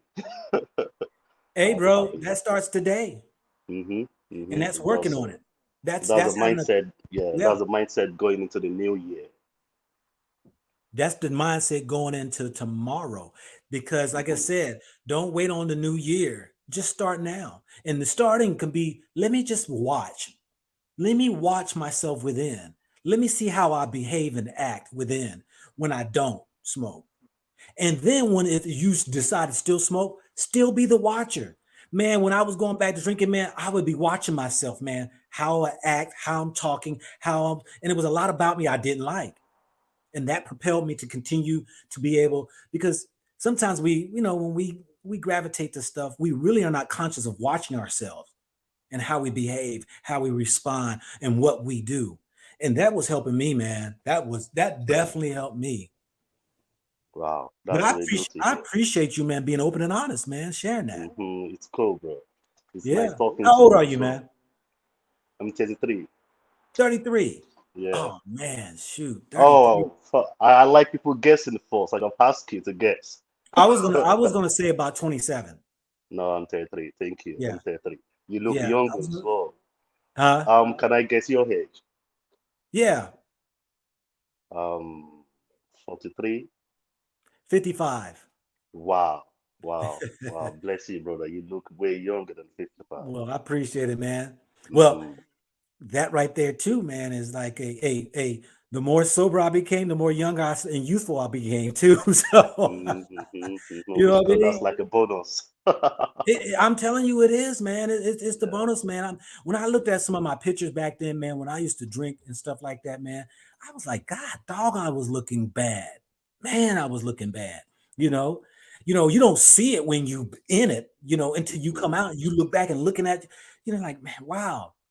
The other thing I Exactly. tell people, man, Especially when too, you've done it for so long, it's just ridiculous. Yeah. yeah. hmm hmm hmm Yeah, it's like, man, I don't know if you've seen on the internets, man, when you look at people who's used meth and how quickly, man, they grow old, right? Because I mean, it sucks, man, really a life out of you. But hmm I mean, and it's just seeing from the beginning when these people got when they first got arrested from, like, got caught with meth, and then over the years, every time they got getting arrested, you're like, God, they look like they're like 80 years old. And it's like, hmm but they can't see it though until they come out of it. And they give Exactly. their testimonies like, I couldn't see it. But once you come out of it, man, shoot, you Exactly. know. But you're Exactly. 33, hey man, 33 years old, man. I was hitting all cylinders, man.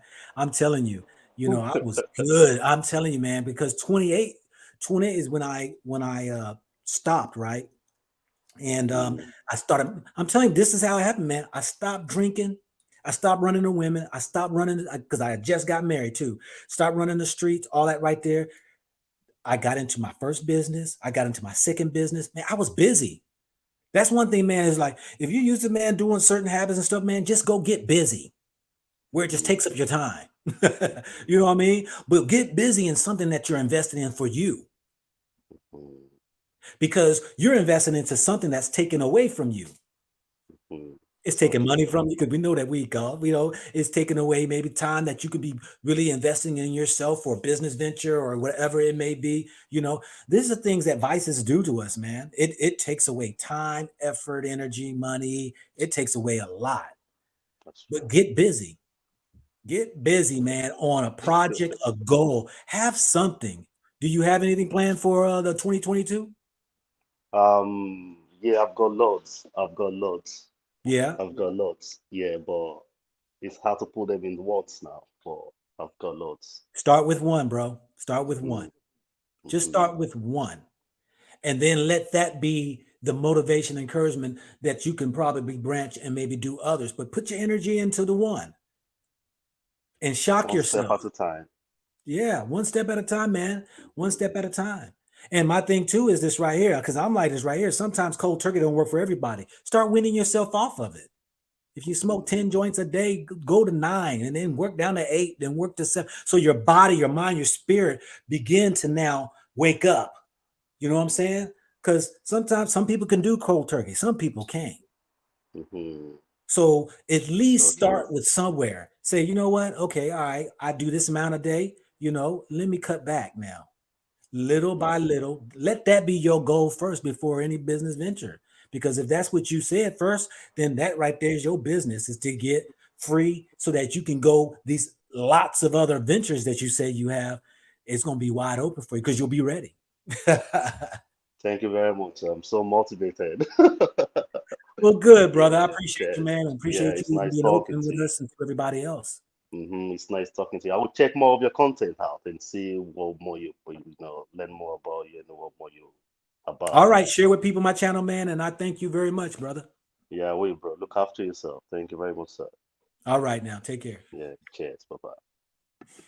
Yeah, family. I mean, hey, that was awesome right there. A brother who can be open and honest to somebody else and sharing that, hey, he has this thing that he, has, trying to go ahead and do away with. And that's great because we all in that place. We all are in that place. I mean, somebody to say that they're not addicted to something.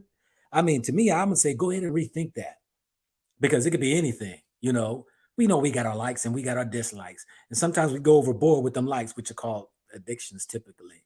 It could be attitude, it could be your mentality on something, your view, your opinion, your whatever it may be. I'm putting the link back in, and for those who want to call in, who wants to share inspiring word, who has got a question for me, for those out there who wants to just share what you got planned for your 2022 or anything else, hey, the lines are open. And hey, people are giving our brother inspirational words too. Say, thanks a lot, reparations. You saying you can do it, my brother. He can do it. We all can do it, and we can build together.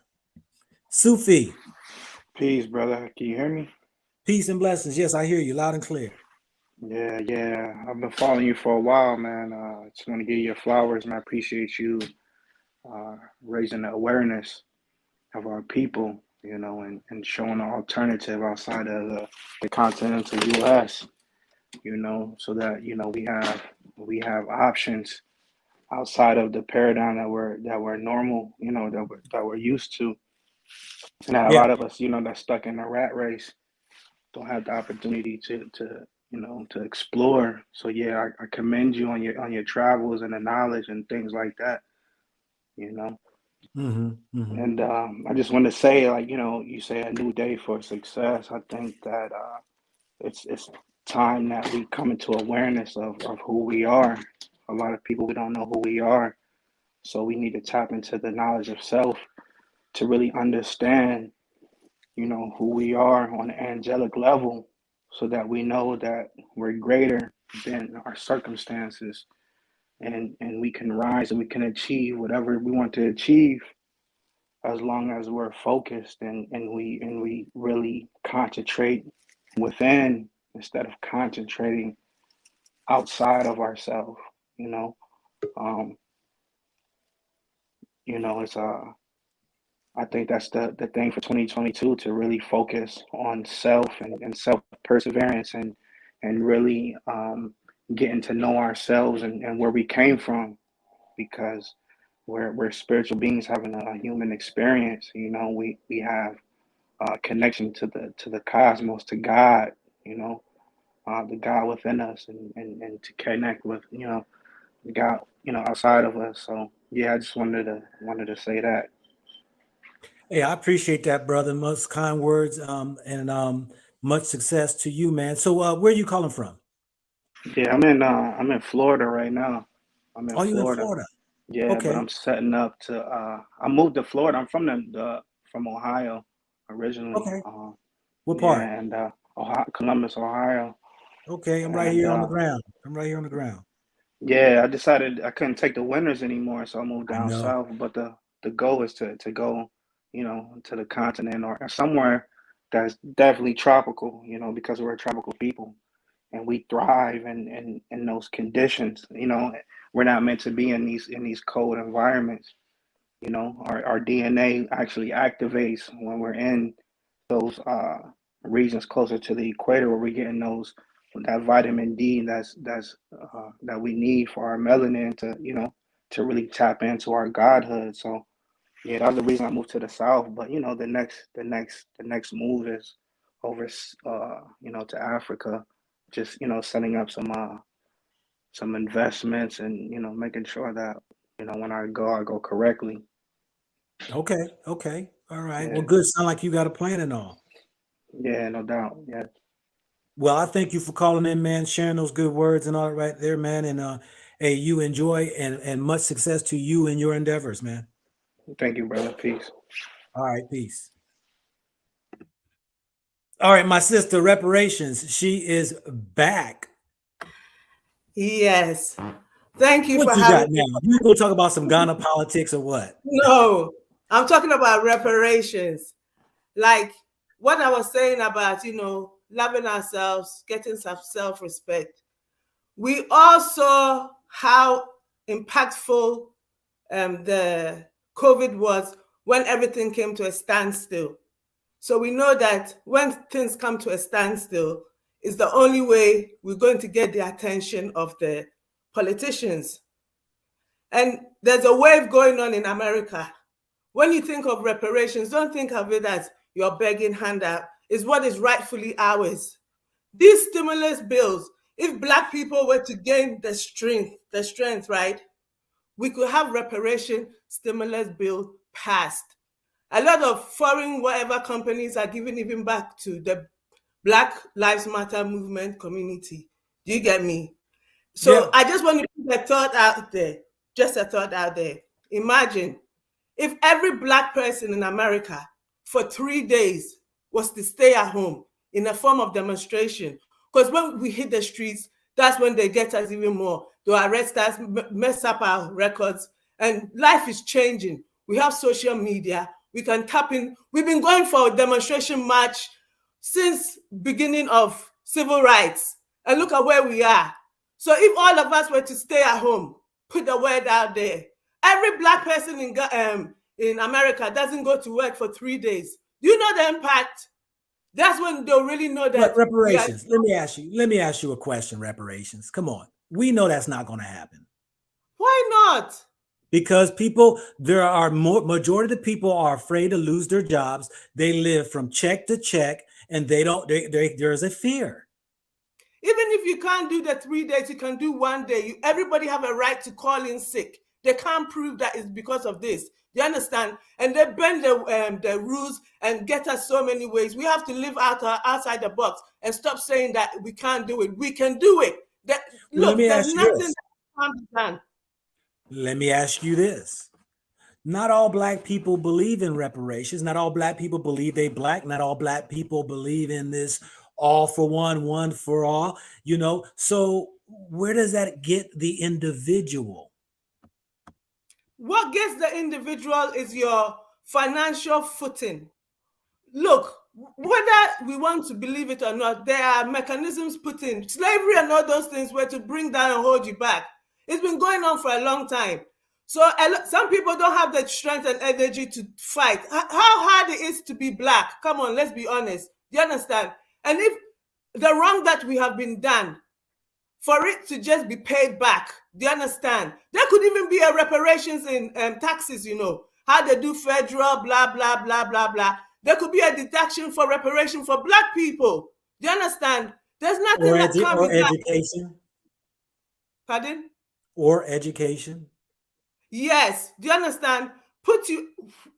Give you it's like we've been playing. Look, this woman put it perfectly. Do you get me? It's like you done hijacked my show again. You done took over now and then changed up the subject matter. Dude, the devil we talking. But Black people, we have to rise up. Huh? We have to rise up, and you. Mm-hmm. I'm with you. I'm with you when it comes to rising up on things. But okay, I'm not going to ask you your age. We already know I'm 55 years old. Oh, I'll take a bullet for the woman out there. Is what it is. Do you understand? Why are you ashamed of the age? I'm 45 years old. Do you understand? So what? And if I lie, it's tomorrow. How long have you lived in America? How long have you lived in America? That one I don't want to answer. It's too long. I feel ashamed. How long have you lived in America? Oh, please. I don't want to answer that. I feel so ashamed. Well, see, I can ask you the age, but I can't ask you how long you lived in America. Okay, I've lived in America for just over a decade. Okay. So 10 years. Okay. So let me ask you this right here. 10 years, you've experienced prejudice.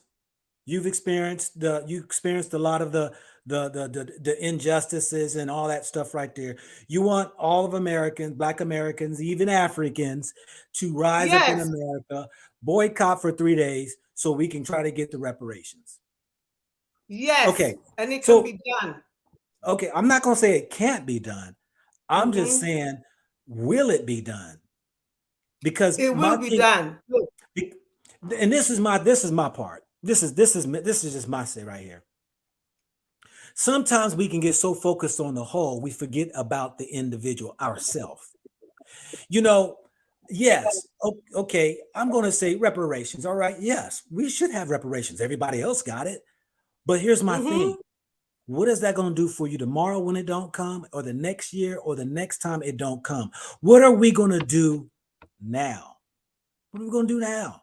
Look, that reparations, I'm not talking about pocket change reparations, When I talk about reparations, I'm talking about every Black person in America. So far as when you write in your form on the form, you write Black, white, whatever, you tick Black. Get enough financial money to get a house. Do you understand? We're very little, in America. Our population is very small. We'll get a house, give you money to start a business, that 4 acres and a mule, whatever, and even have reparations. The government pay our ticket for us to go back to the motherland, because when they came to take us, they took us. Do you understand? So they can pay for our ticket to go back. Every Black person has a right to touch soil free on Africa. Because I guarantee you the majority of the Black folk ain't going to Africa. If they had a free ride, it don't matter. You don't have to go. It's available to you. It's about life choices. We're not forcing it down your throat. But Reparations, hey, are you trying to get a free ticket home so you can go back and forth no, to America? hey, no. I'm trying to get. Look, I'm helping. I'm going to do a course in futuristic political science to go back to Africa. I was so ashamed to tell you how long I've been here. Why would I stay in America for what? Don't even make sense. Everybody agrees with you in the chat. I'm reading the chat. Everybody agrees with you in the chat. And I agree with you. But see, I've been around a little longer. We've been saying the same thing you've been saying for the last 100, 200 years, since 1865, and nothing happened. This is my thing right here. I'm saying to brothers and sisters, look, do for you. If you're gonna sit around and wait on them to give you something, it's just a waste of time. We're taking it, we're demanding it. We're not waiting no more. Do you understand? And it can be done. This is so simple to be done. We've been demanding for the last 100 years. Yes, and we're gonna get it. We have to get it. That's not what. Do you know how long it takes things to work? Do you know how long it took the world to be here? And we're here 400 years. Okay, 400 years is significant. But look, there's a wave coming. There's a new wave. Evolution says it's time. Even look at what's going on. You understand? Yeah. So we can do it. Look, we have social media. If you can't do 3 days, you can do the 1 day. Do you understand? We can push this agenda. All your platforms can come together, sign one big petition. Do you understand? We make up billions. I'm with you. I'm with you on that, sister. We are so divided, though. You ain't gonna get black folks to come unite together. Yes, we will. We will find a way. What hasn't been done before?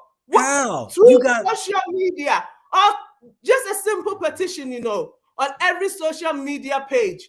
Just a simple petition. Okay, my sister. There are people, they don't call themselves black. They don't call themselves Africans. Now they got the new thing now is native.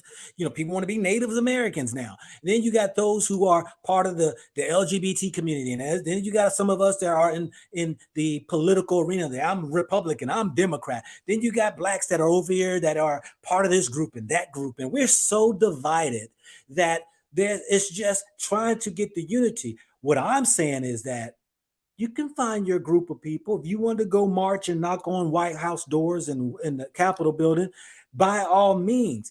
I'm saying to our brothers and sisters, for me, is this right here. Okay, you can be on one side, you can scream and march and picket and all that stuff right there, but that ain't getting you nowhere. All that no more. Simple tap of the button, black people, don't sleep on this. Simple tap on the button. One petition to go out there. Do you understand? Yeah. And look, look, divide and conquer is there. And, maybe it took 400 years for it to be established. Maybe it's going to take another 200 years for us to get it together. But at the end of the day, we'll get it together. But this reparation bill is so simple. So simple. You understand? And we could get it just like that. But there's a bill out there. There was a bill out there, though. There was a bill out there, though, for reparations. They turned it down. We can put another one out there and put so much pressure. That one, when it was put, did it come with a 3-day stay-at-home demonstration from black people all over America? Even we can generate it to all over the world. It doesn't even have to be just America. Do you understand? Has that ever been done? Why don't we try? Okay, you gonna start the petition? Yes. Why not? Okay, I don't have a platform. Stop doing the talking now. You got to do the walking. Look, I have you can go to my YouTube channel. I've said all these things. It's there. Okay. But I have a long way to go. I have more videos than subscribers. I have 41 subscribers and I have over 60 videos. And I've been in it for over a year, so I'm doing something drastically wrong. But everything I'm saying here, I've said it there. Do you understand? That's why it's called reparations. And I started this journey because when COVID came, I was like, no, black people were in danger. We built this country, now we come to die for them for COVID. No way. So I made a vow. I didn't leave my house for a whole year. I'm telling you. Why? Because let me ask you this right here, sister. Why don't you go black to Africa? I'm going black to Africa, but sometimes you get caught up. And apart from that, I have a license. I have a business here, and there's lots of money available in. Oh, here we go. So, yes. How could you?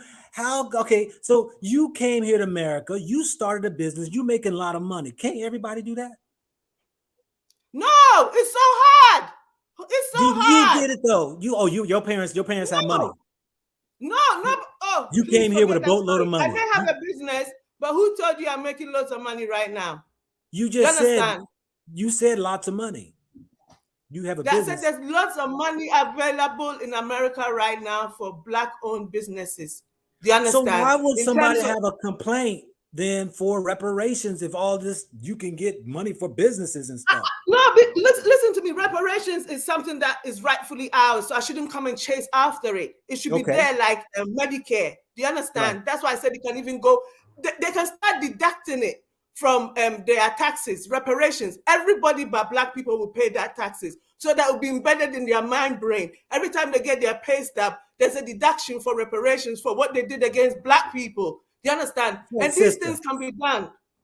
So, sister, you initially said that your goal for year 2022 was to stay alive. Why would you be in America that you got to fight to stay alive when you can go back to Africa? That's what I'm telling you right now. If you're a Black-owned business and you know what you're doing, there's lots of free money that will never be available again like that in America. I'm trying to get. Please share with the people. Please share with the people. You can go. Look, first of all, let me give you some. I found all this on YouTube. Sheboss.com. No, The what? Sheboss Talk. Sheboss Talk. When I finish, I'll put all. Oh, I know who she is. I know who she is. Yes, she will help you Talk. find grants. Yeah, she'll help you find grants. And other ones, allegedly, that one's not Black orientated, but he has a lot of information out there. And His there's name is the what? Black. Huh? What's his name? I allegedly. Yeah, okay. Yeah. And then there's this Black guy, he's a veteran, Rod Squad. Okay. Yeah. Yo, there's so much money out there. Like when I look at my bank account, it's not that I'm being ungrateful. I get so sad. Like, no, because there's some people who getting 38 million US dollars because they know how to, and it's not illegal, legit. Funds out there available, and it will never be like this ever again.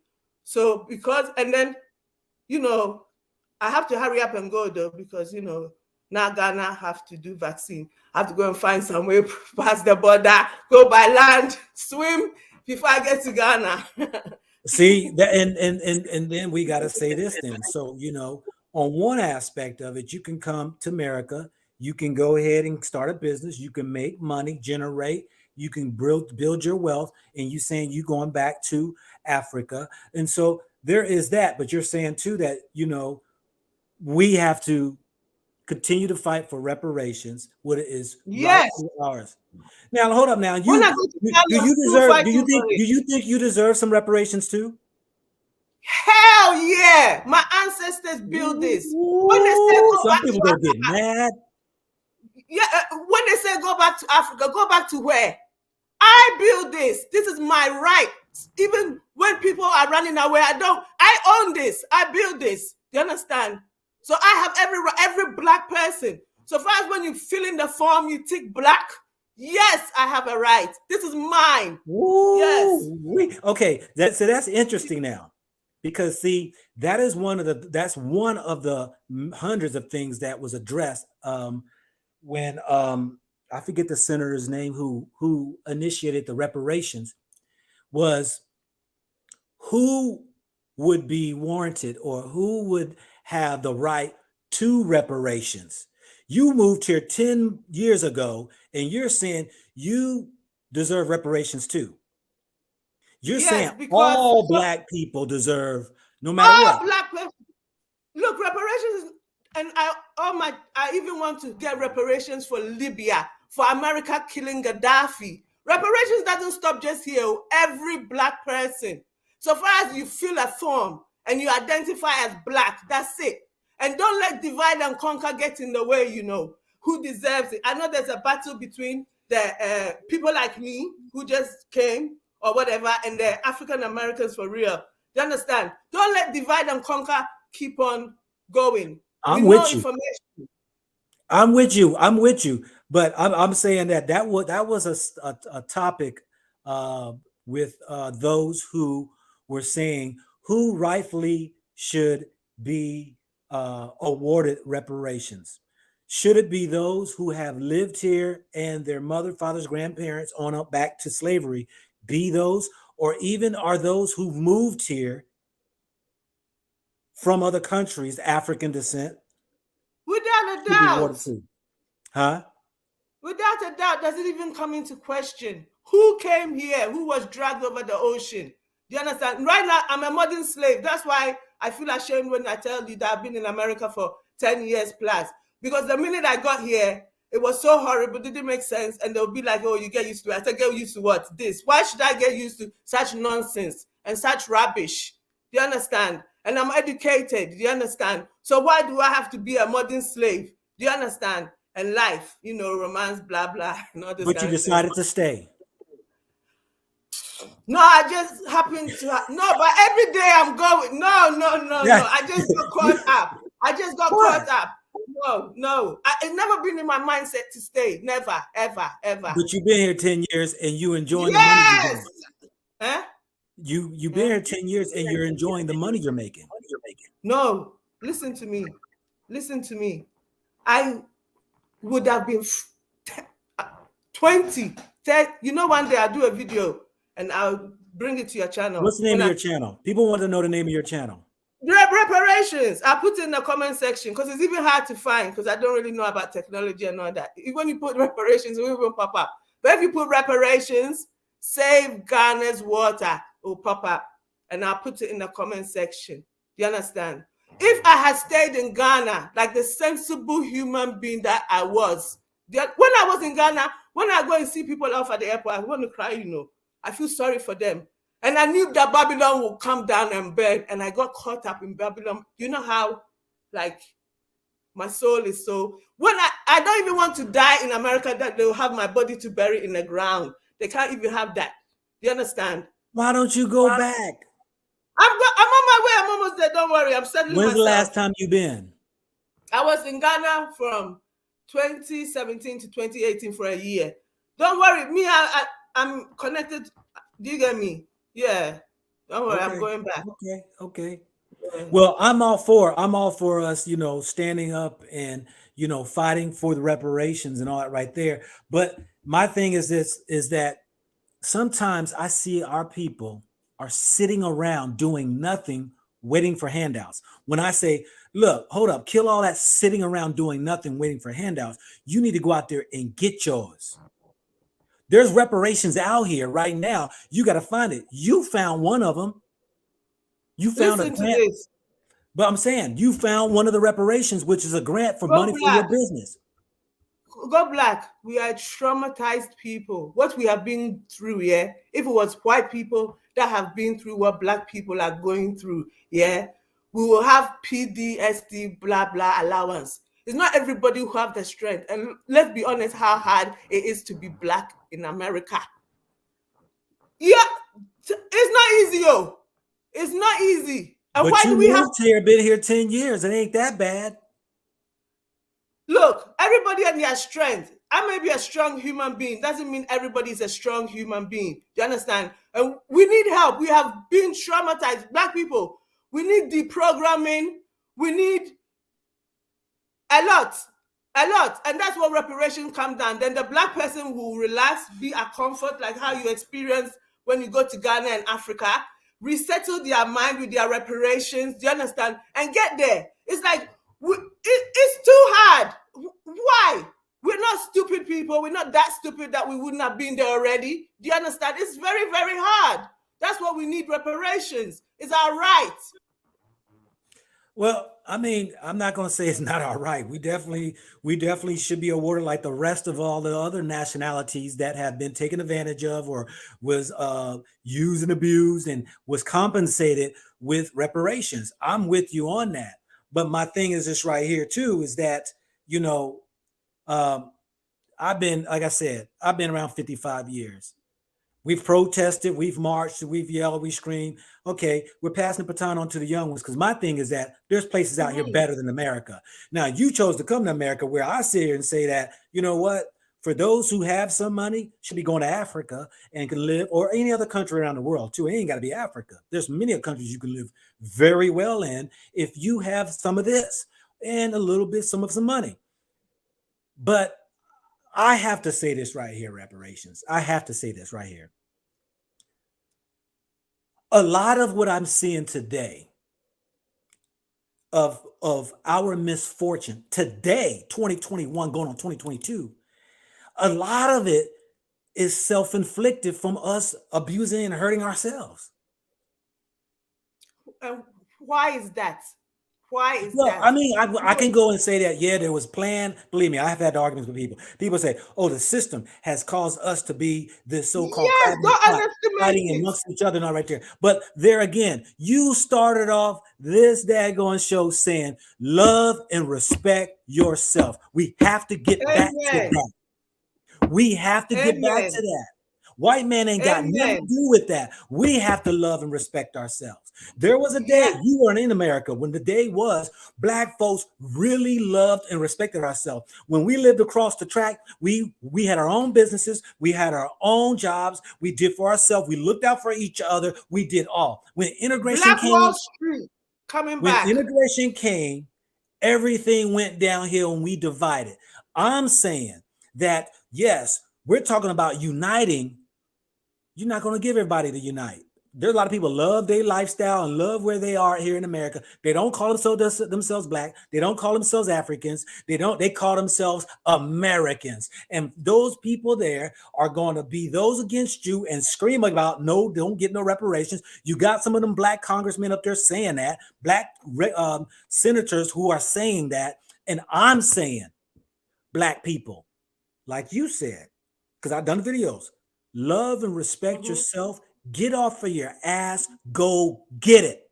Don't sit around waiting on reparations. You have to get for yourself. There's a lot of reparations out here you can go find. Benefits, like you said. You Can came I from say Africa. something, please? This is reparations, right? The very concept of reparation. You getting your reparations right now. That person, if you can't love yourself and respect yourself because of blah blah whatever, here is some love, here is some self-respect. And this is how important you are. That is why you're getting reparations. So here, take this and go and learn how to love yourself. That's it. Because we see that you're having a problem loving yourself. Look, the people saying, hey, you want, they saying I'm wrong. Bye-bye. You're right. Look, people, I understand. I understand. A lot of these people, I guarantee you, these are young people out here who are feeling what you're saying, but they haven't walked the distance I have. They haven't seen what I've seen. They haven't been in those marches. They haven't been at the White House or the Capitol building doors. So they my don't thing have is to. Well, this is what I'm saying. What I'm saying is this right here, is that I believe, just like you believe, you got to do for self. You came to America. You're reaping some of these daggone reparations. You said there are some benefits out here you could take advantage of. There are programs you can take advantage but of. I'm doing worse here than in Ghana. Although I'm okay here, when I compare my friends and what I could have done in Ghana and what I left behind in Ghana, I have miserably failed at life. And that's a fact. But you're still here. That is a fact. You are enjoying more. No, who told you he's enjoying? Who told you he's enjoying? You ain't left. You have not left.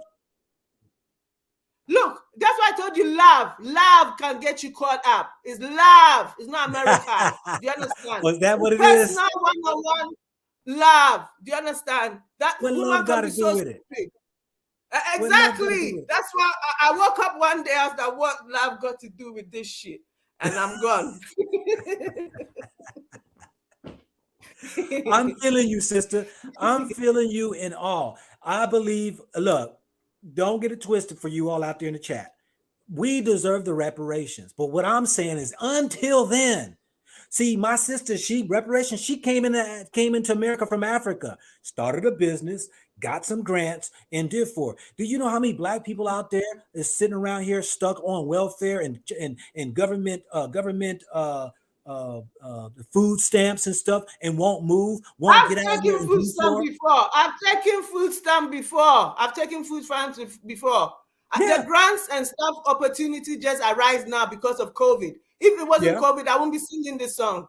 Do you understand? That's what the yeah. grants I'm talking about. And let's not be so hard on ourselves, because 400 years of slavery and what we're still going through, it's like Black people are still literally being lynched weekly, but in a different form. Do you I'm going to understand? be the hard one. I'm going to be the hard one because we're so used to always being spoon fed. We need somebody Who's sometimes to spoon say, fed? well, Food no, spoon listen fed? what I'm saying. What Listen what I'm they saying. giving us? We No, haven't listen what I'm got saying. anything. Spoon fed No, listen what? what I'm saying, spoon fed. I'm saying we sometimes are so quick to play the victim and then we We are find victims. excuses. Huh? We are victims. And we Oh, hold haven't on, hold gotten on, hold over on, hold on, that. hold on, hold on. I'm going to say this right here.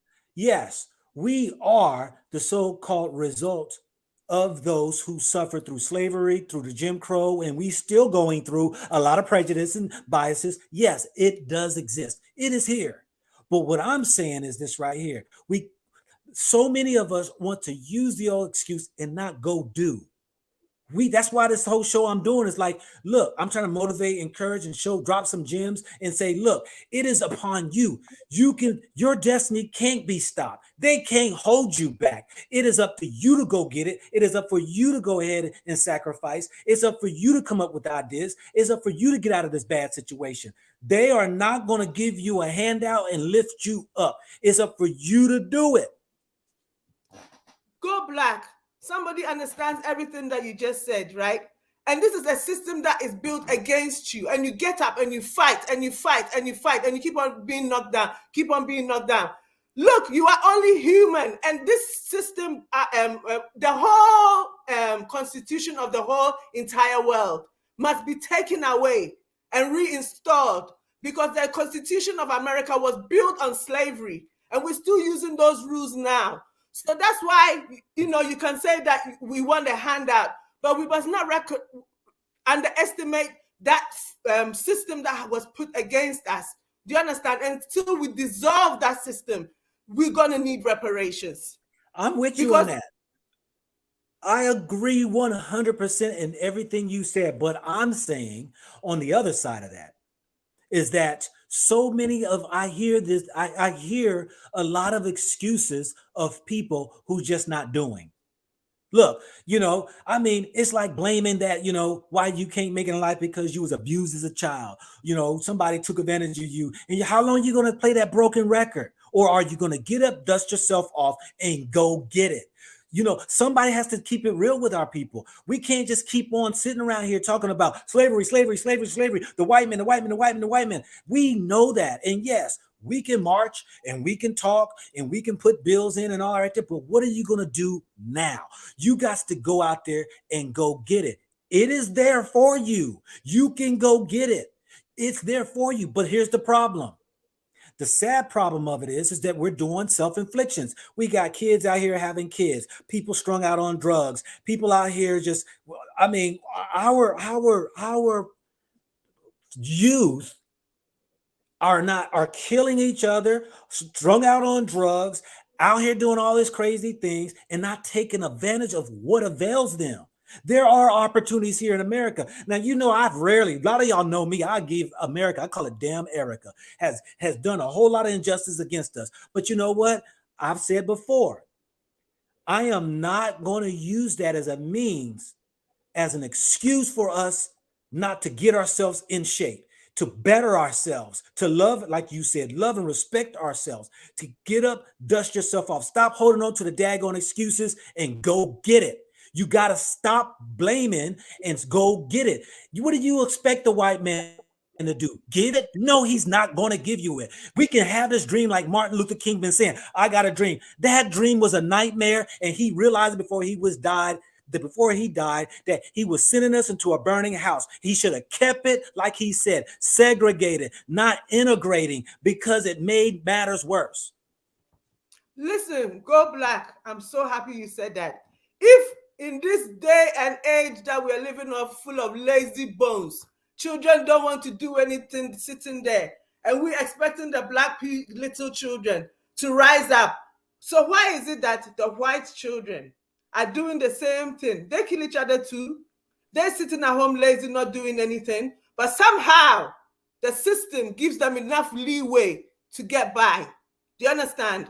So if we're waiting for Black people to pull up their bootstrings, every time, look at Tulsa, Rosewood, how demoralizing of the spirit. That will even shut generations down. After all, my mother, my grandmother, look at what they did. Do you understand? That's what I'm telling you. We're traumatized.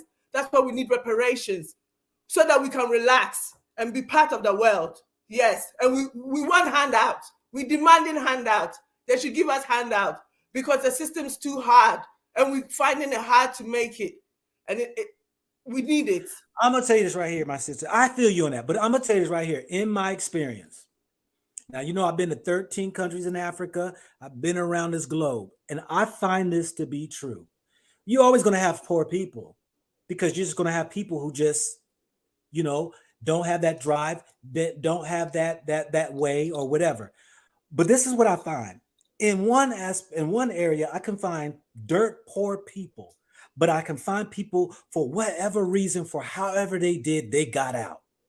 But then you have some of those people who will find an excuse of why they can't.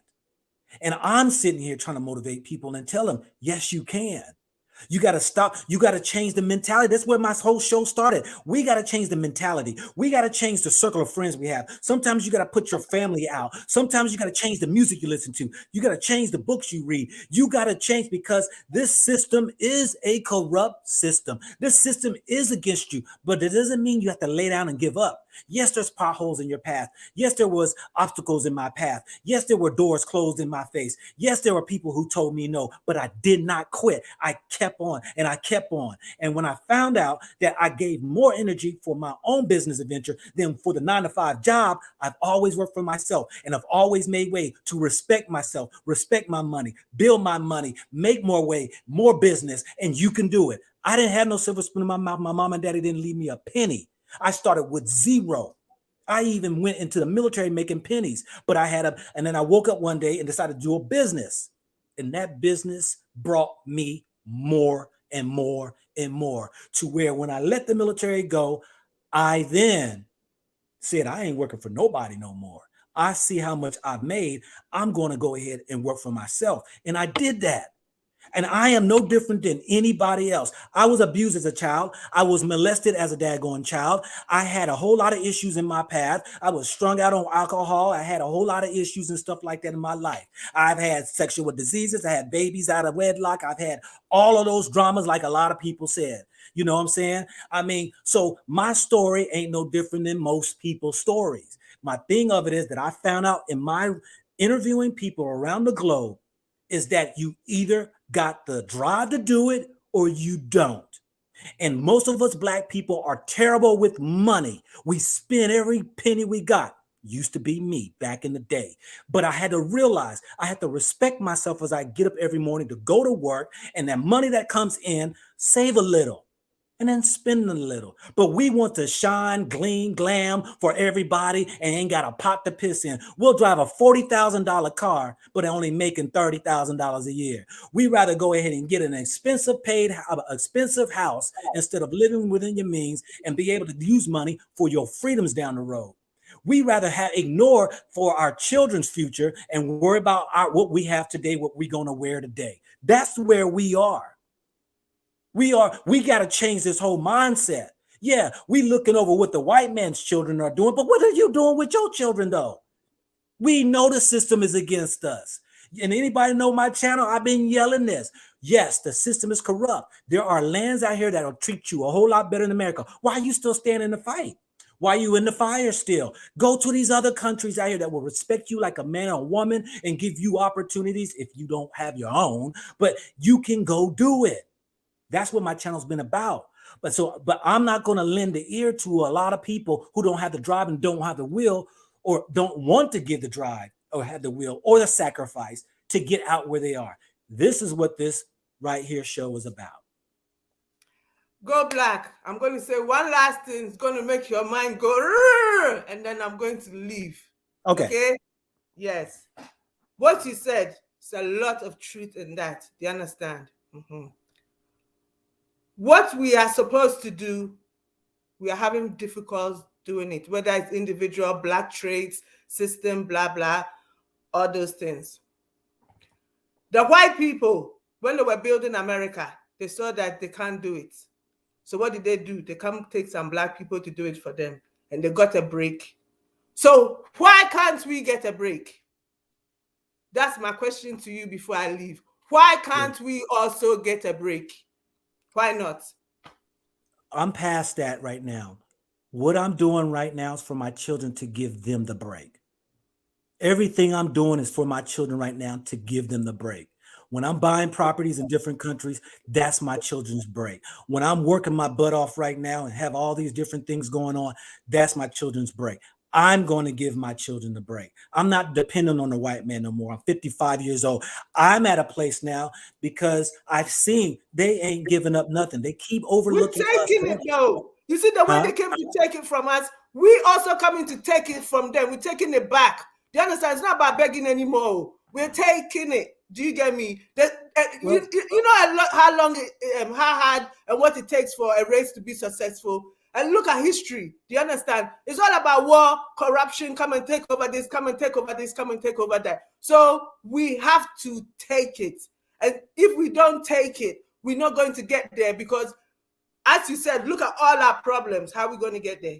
We'll be here 100 years later, 500 years later, singing the same songs. So what are we going to do differently? I'm saying don't be here. Who said you got to be here? Make way for your children. Okay, forget that I want to go to Ghana. Why shouldn't I be here? Let's pretend I'm Black American, African American. Why shouldn't I be here? Why shouldn't I demand for my rights? Maybe I don't like Africa. I don't want to. Some people don't want to travel. Do you understand? Why can't I get them to fix it so that I have the choice of whether I want to go or not? Why do I have to go? This America. Well, sometimes your why is going to echo for the rest of your life and you get no result. But I'm saying that I had to go ahead and realize that, you know what? I can go ahead and play that broken record and keep asking the why, or I can get out here and just do for myself. I'm just saying, yes, the system is corrupt. The system is. But if we all leave, it means we're giving up and giving it to the white people. So it's not to me. I don't look at it. I don't look at it as giving up. I don't look at it as giving up. Giving up is when you're giving up is sitting on your butt. Giving up is sitting on your butt, looking for a handout and not doing for yourself. You still looking for them to help you up. You no, we're taking it. It's a difference. We're taking it. We're doing our 3-day stay-at-home determination, demanding for reparations to get. So that's not going to happen. I'm sorry to tell you this. That's just not going to happen. Watch this space, please. We'll get back in touch in 5 years' time. Watch this space, okay? It's going to happen. Yes, it will happen. Yeah. I mean, we keep talking about unite and unity and all that stuff right there. There is so many categories that Black folks are in. Like I said, to keep even the unity is just not going to happen because there are people out here, especially today, that I've never seen in my whole 55 years of people who don't even want to call themselves Black or African, that I see people who don't just want to say they are pure Americans, that they are Democrats, Republicans, they're conservatives, they're liberals. These people have bought into this whole lie that they are the ones who are up there, even at the Capitol building, screaming against reparations. They are the worst of the worst. And then you have these ones out here that sit there that wants to just have the same complaints over and over and over. And then when I sit here and try to uplift, build, encourage, and say, yo, yeah, we know there's an injustice, but let's get up and now let's do. And look at the beautiful children you got. You got to do for your children. That's people why come against me on that. Look, if people do not know how to love and respect themselves, they can talk through different means. And imagine every pay stub in America having a deduction for reparation. That alone will instill your self-love and your self-respect. Do you understand? If you don't know it. Go ahead and finish. That's it. I finished. So let me ask you this right here. This is the last question I got for you. Then we're gonna come to a close. I'm gonna put the link in. If somebody else want to chime in, y'all can chime in on this, or as well as Please the do. conversation is really supposed to be about you and your 2022. But that's your 2022 is you want to stand fight for these reparations. You're gonna go ahead. Don't even Our tell me sister, that I will she go gonna be to the Ghana. initiator. I'll fight for it before I go. Don't extend my stay to go black. Let me get out of here. Don't let me want to stay and fight for my people before I go, please. You're gonna stay, right? You say you're No, gonna leave? oh, I'm going to fight it in Ghana. I'm going because Ghana is in trouble. No. You can't lay on both sides of the fence. You either gonna be here in America and fight, or you gonna be over in Ghana. Which one? Now y'all hear what I'm she's saying doing now. both. I'm doing both. I'm going to Ghana. I'm still fighting for reparations. If the black people in America are not going to do it, we start doing it. We, after all, facts. We sold you, right? So we're coming to Family, collect you back. We're going to tell what she all the look, governments that they should send our people home. Free tickets, free pocket money. We want our children back. Yes. hey, I'm gonna say this right here, y'all. She's come to America to get her money, and she going back to Ghana. That's what you're doing, right? Yes, that's what's wrong with That's that? what my channel is about. My channel is all those right there who are sick and tired of America, and you got you some money. You can come to Africa and you can build off of that.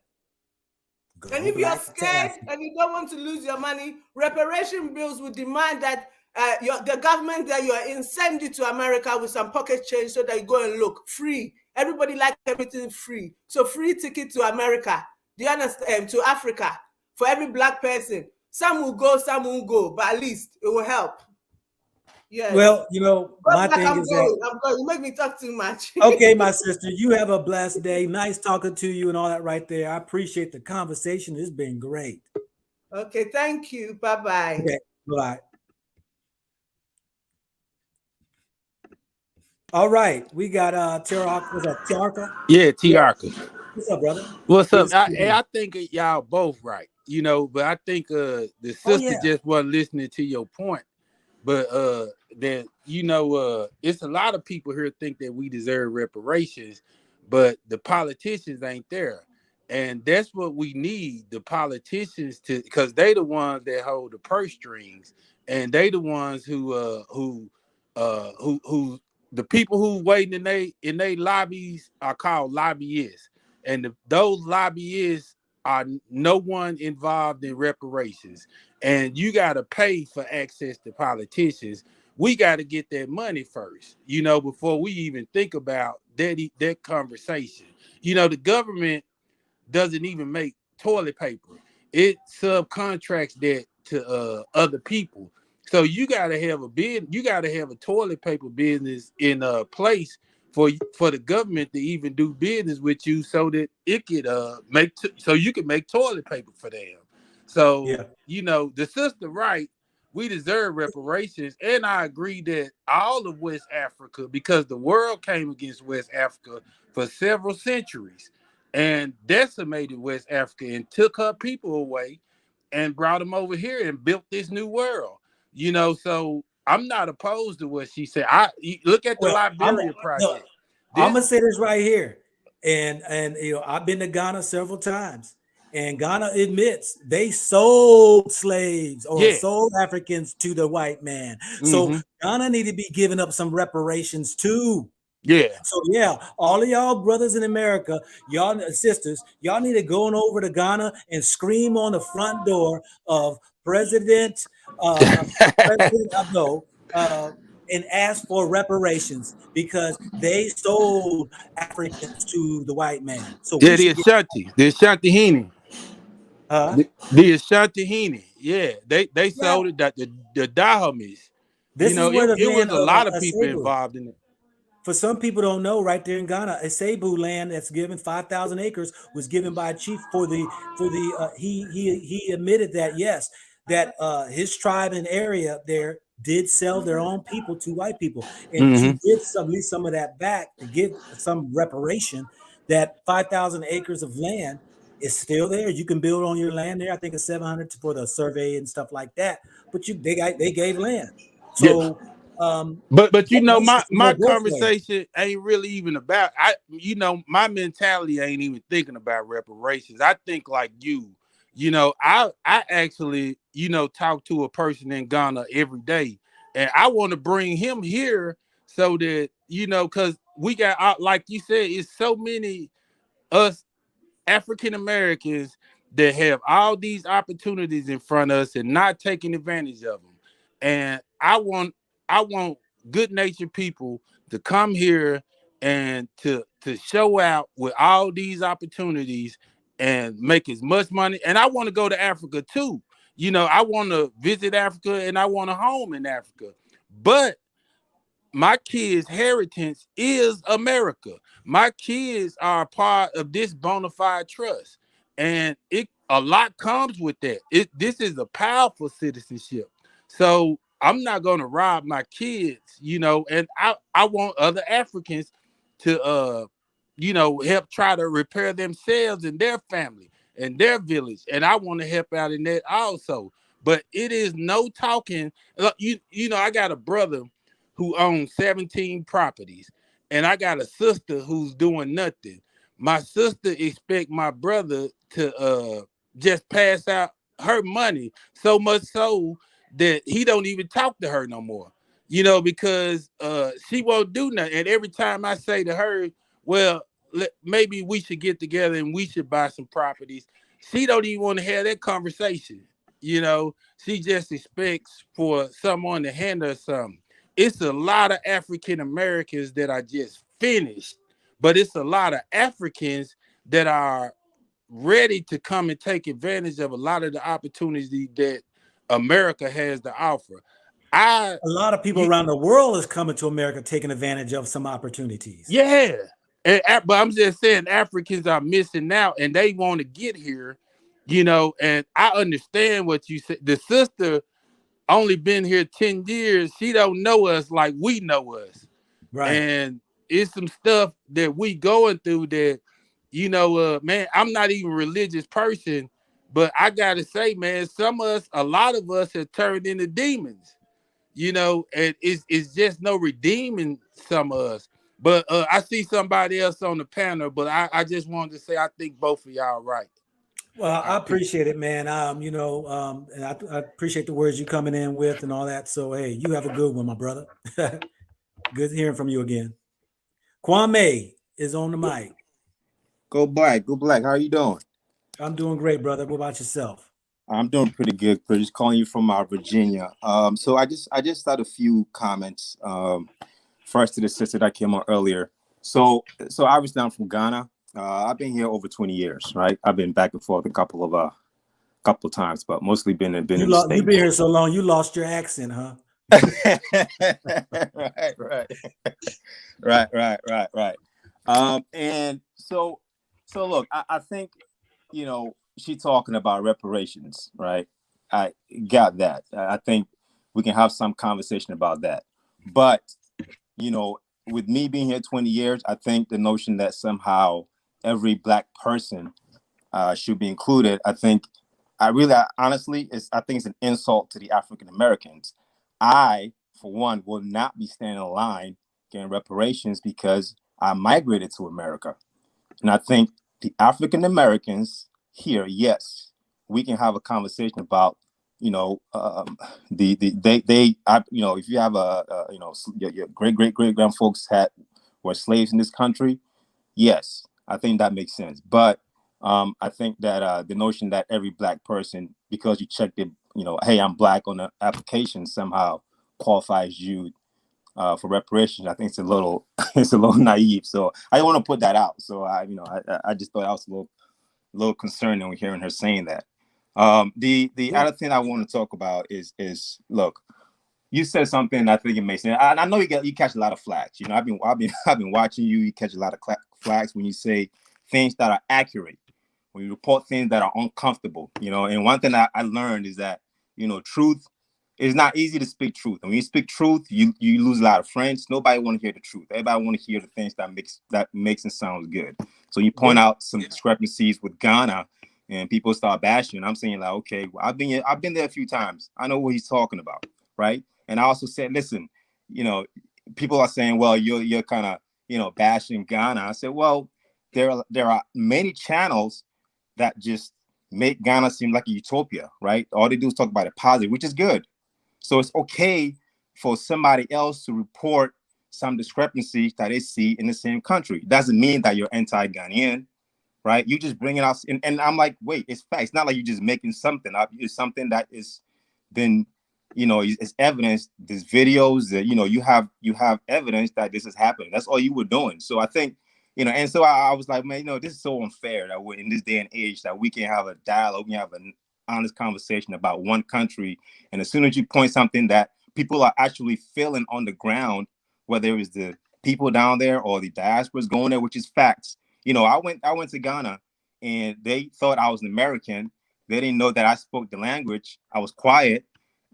And then I heard them, they were kind of, kind of talking like, okay, this is what we're going to try and do. And it was fun. I didn't take any flack. So I'm not going to go in specifics, but I responded in the same Ghana and they were shocked, So I do acknowledge that there are some things that goes on as a diaspora when you go overseas, whether it's to Ghana or any other place, they try to take advantage of you. But overall, you've said it. A lot of people said it. Ghana overall is a good country, but there are realities there, and you have to be careful, and you have to know these things if you choose to travel to Ghana.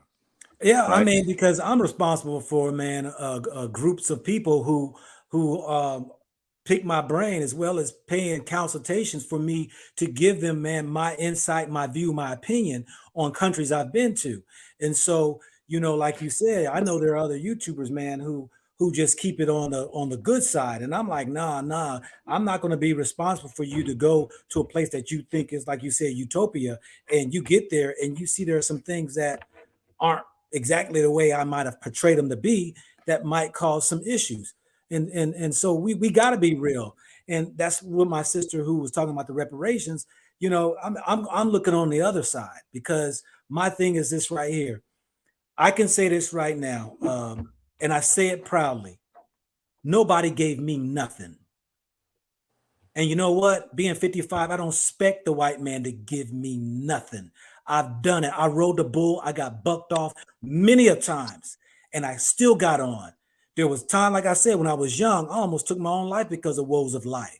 But my thing was, once I woke up and I realized who I was, that I began to love myself, that I realized that there was something in me greater than I thought was, man, I'm telling you, I couldn't be stopped, and I haven't stopped since then. I'm not looking for nothing from them, I'm not, but I won't get in the way and speak against it. We do deserve the reparations, but you keep holding your breath on that. What you gonna do between now and then? Baby needs food. You need a roof over your head and clothes on your back. So what are you gonna do between now and then? You know what I'm saying? Uh, And that's the point that I was making with our sister, and I agree with her wholeheartedly. Reparations is definitely needed. But like the brother said, there is a lot of people out here who ain't trying to do nothing. And you can get up and do something and make it in this country. The poorest of the poorest people in America are rich compared to some of these poor I've seen in some of these countries. Absolutely. Yep. So appreciate you, Hey, brother. I got another guest coming in. You can sit tight if you like. Judy. okay. Hello. Judy, are you there? Yeah, I'm here. How you Hello? doing this evening? I can hear you. I'm doing good. This is what this sister from Africa is telling me. I have listened to her talks, and it's not okay, because for me, I mean, you need more than she is there new. In 10 years, I'm here 28 years in Europe,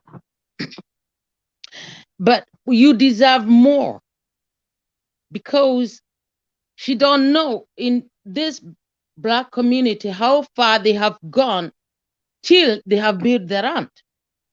And she have met the land that was built by someone else. Do you understand? Oh yeah. So you start with someone that have come today and someone have come years. You understand? Yeah. So The point is, and what the people, they don't understand you. First, go back. Like me from Africa, I have a real estate, yeah, more real estate. But I have work here, but I can't tell the white man here in Europe, give me money because why am I here? Because of this. No, it's impossible. But you are forced to go there. What the people, they don't understand. It's not your will to be in America.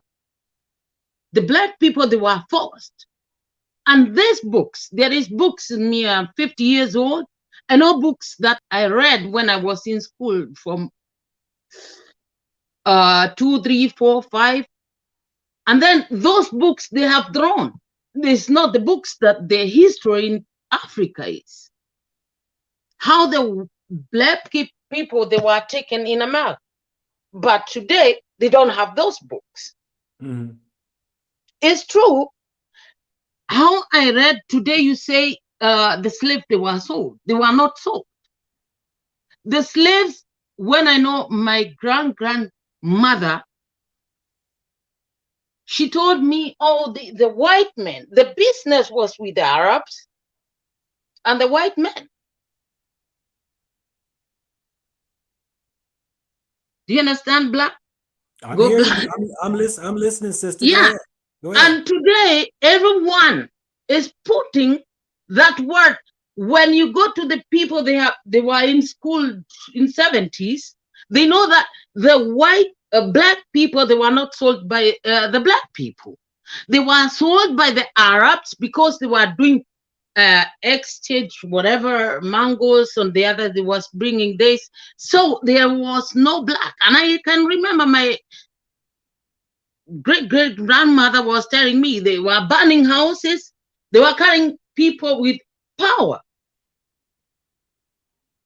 What country are you from? I'm from Kenya. Okay, okay. So you from the west, excuse me, the east of Africa, Yes. where y'all slave trade was through the Arab. The Arabs enslaved the Africans on the east of Africa. Yes. Yeah, totally different story than the west of Africa. But all slaves were put in one ship, because you cannot do the slave trade from east to west. Look here. Yes. You're talking They about have brought the slaves. all slaves on. What you mean? All the slaves were on one ship? Because they must bring in somewhere called Wasini. When they bring the slaves from Wasini, they must bring the slaves back to West I don't Africa. know. Well, what's your point? What's your point, my sister? What's your point? Yeah. So my point was the way this woman was saying that she get money in 10 years. Me, in my point, I can say my point is first you get, because there you have built. And then when I come, I'm coming because of you. Do you understand? Like my brother.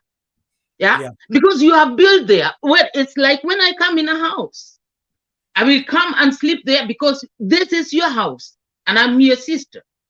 Do you understand? Not to come and say, give me the same equivalent, you and me. We put together, you and me, the same. It's not possible. It's not possible. I understand, and that was a huge argument. No. Think today I have met you here in Europe. You have many years here. And then I tell you, we get the same equivalent, you and me. I can help you to go get it. But I don't talk to myself. First, me, I get that portion. Yeah. Do you understand? I understand. And me, I know I am profiting from this cake, not only you. First, you get the cake. Yeah. Oh, yeah. But not I come and say, now we start other demonstration and this and this. It's impossible. Yeah. Yeah.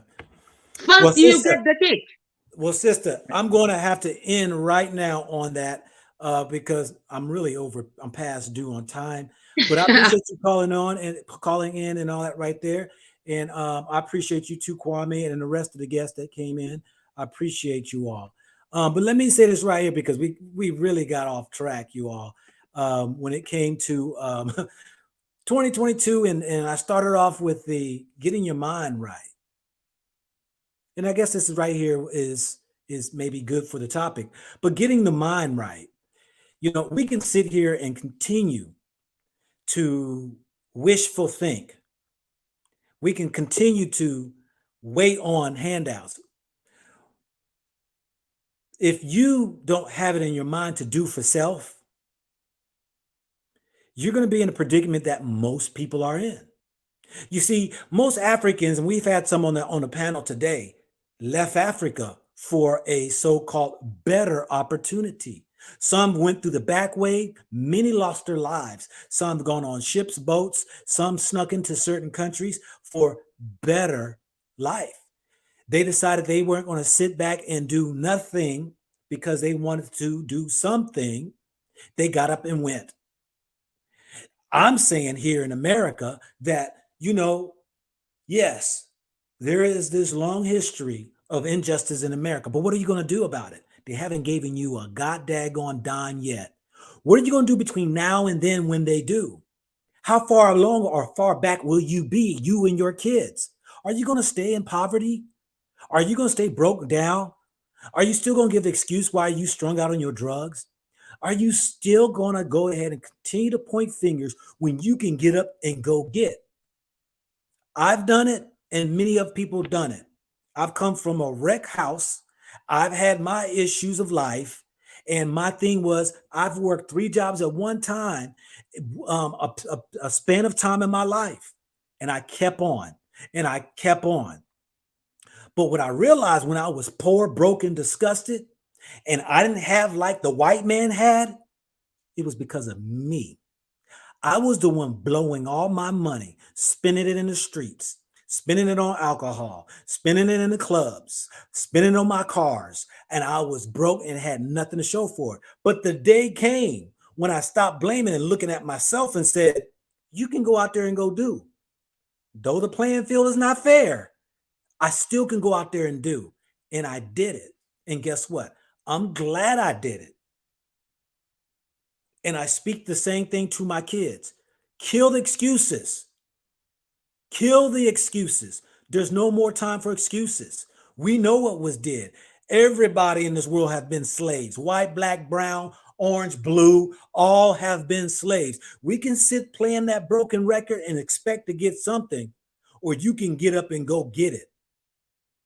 It's out here to be had. There's many people out here who sacrificed, gone off, started businesses, gone to colleges, started careers, have done for self, broke away from the beast of America, moved to other countries, started their kingdoms. There are people who have done it. I'm not going to continue on with the broken record. I'm not going to have that no more coming out of my mouth. I'm 55 years old. How can I sit here and continue to blame somebody when I went out here and did for myself? We've been blaming and pointing fingers and marching and protesting and fighting and all that right there all of these years. Where has it gotten us? It didn't put not one piece of bread on your table or a roof on your head or clothes on your back. It is you who are going to have to go out there and go get it. Like I've said before, I've been to a lot of countries and I figured it out listening to people who have nothing and those who had nothing who wound up getting something.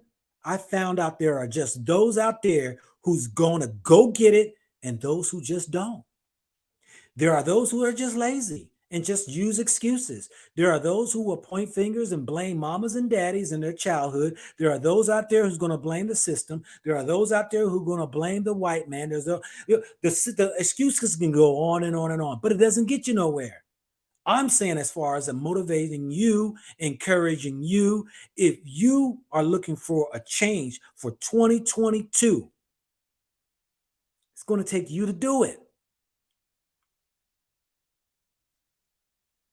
I can say proudly for myself, the white man didn't give me nothing. I earned everything. He can't come out of his mouth and say he gave me. I earned it myself.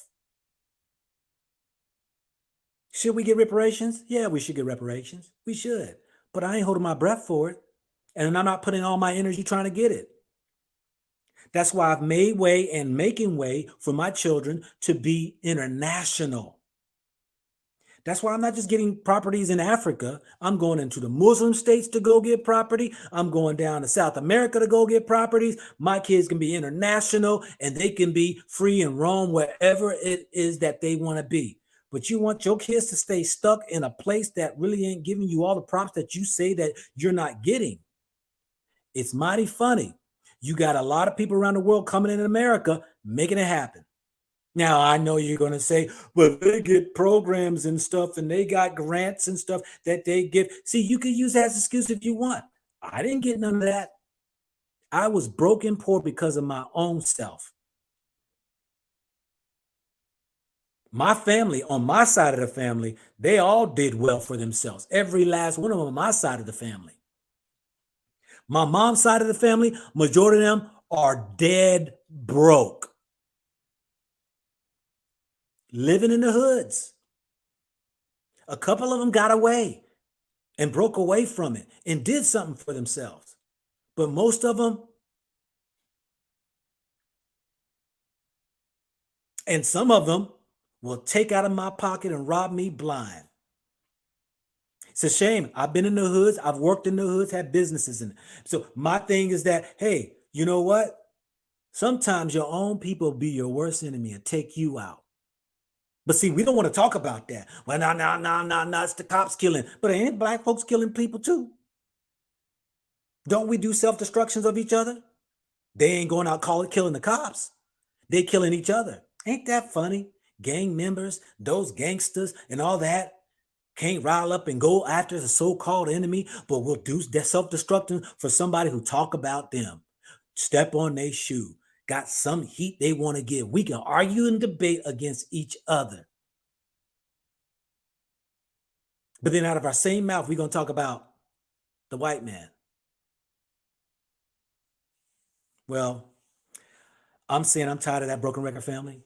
And I hope that this is a motivation and encouragement for those that is looking for a better way, looking to get out of your situation. It's going to take work. It's going to take a lot of work, but you can do it.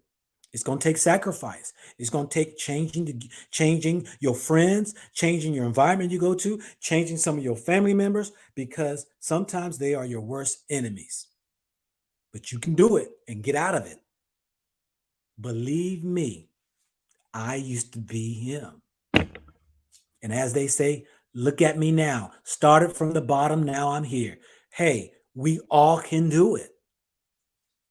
It's just those out there who wants to go ahead and you want to look at. Stop comparing your life and you owe nobody no excuses. Stop trying to put yourself in the group with those who out here who ain't trying to do nothing. We up here trying to fight for those who ain't even up to no good. They ain't out there fighting and marching and protesting. They ain't in the jungles up here trying to fight. Do the energy for trying to go to school. Do right by that. Do right by getting good grades in your elementary, your middle school, and your high school. My daughter, both of my daughters, my first daughter, black girl, got a full ride scholarship to Duke University.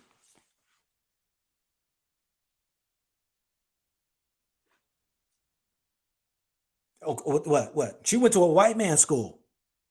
They gave her a full ride scholarship. Because why? She kept her nose in the books. I told her the system. My other daughter, same. She graduated a year early. She graduated her junior year. Sacrifice. You got to give up something.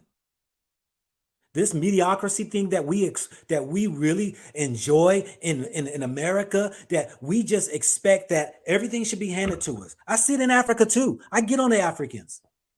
Stop coming over here asking me for a handout. Just because you see a foreigner, you always ask for, what are you doing right now? What you got going on? And people that listen to me, I'm telling you, I've given them great ideas and they've gone and do it. And they've come back to me and said, man, my business is doing great. I thank you. Well, no problem, brother. I've helped people start businesses. I know that there's money. Not everybody has the opportunity for the money. It may take that much as well as long. But if I see somebody's deserving, why not? Hard worker, dedicated, integrity. Let's talk about that in the Black community in America. Nobody want to talk about that. Only we want to talk about is the garbage that we see on social media. Smoke weed, women drown, bounce around twerking, the men sit around there gang banging and shooting and killing. And then now you got black men talk about black women, and you got the older black folks talking about high value man, high value woman, and all this right here ain't getting nowhere. Let's talk about the integrity, the respect, the love for oneself, the love for others. Nobody wants to talk about that. They want to keep talking about the white man. And then now look at the youth. The youth is talking that same rhetoric. But I'm saying it's over. Do what you got to do and lend no excuse to no one. Because at the end of the day, your life, it is your life. Unless somebody do have you in chains, bounded in slavery, you have no excuse. This is your man, not your boy. Go Black to Africa. Thank you for everybody who's come in, the guests who came on the panel, the people out there who had your kind words, those who didn't even have the kind words, those who, they said I was wrong, whatever. You have a right to speak as well. And, those out there who even gave from their kind heart, giving their hard-earned money, thank you for your heart of giving. So I give you peace and blessings and all of that right there for your tomorrows, because tomorrow's coming, whether you like it or not, and we're going to see what you going to do. Peace out.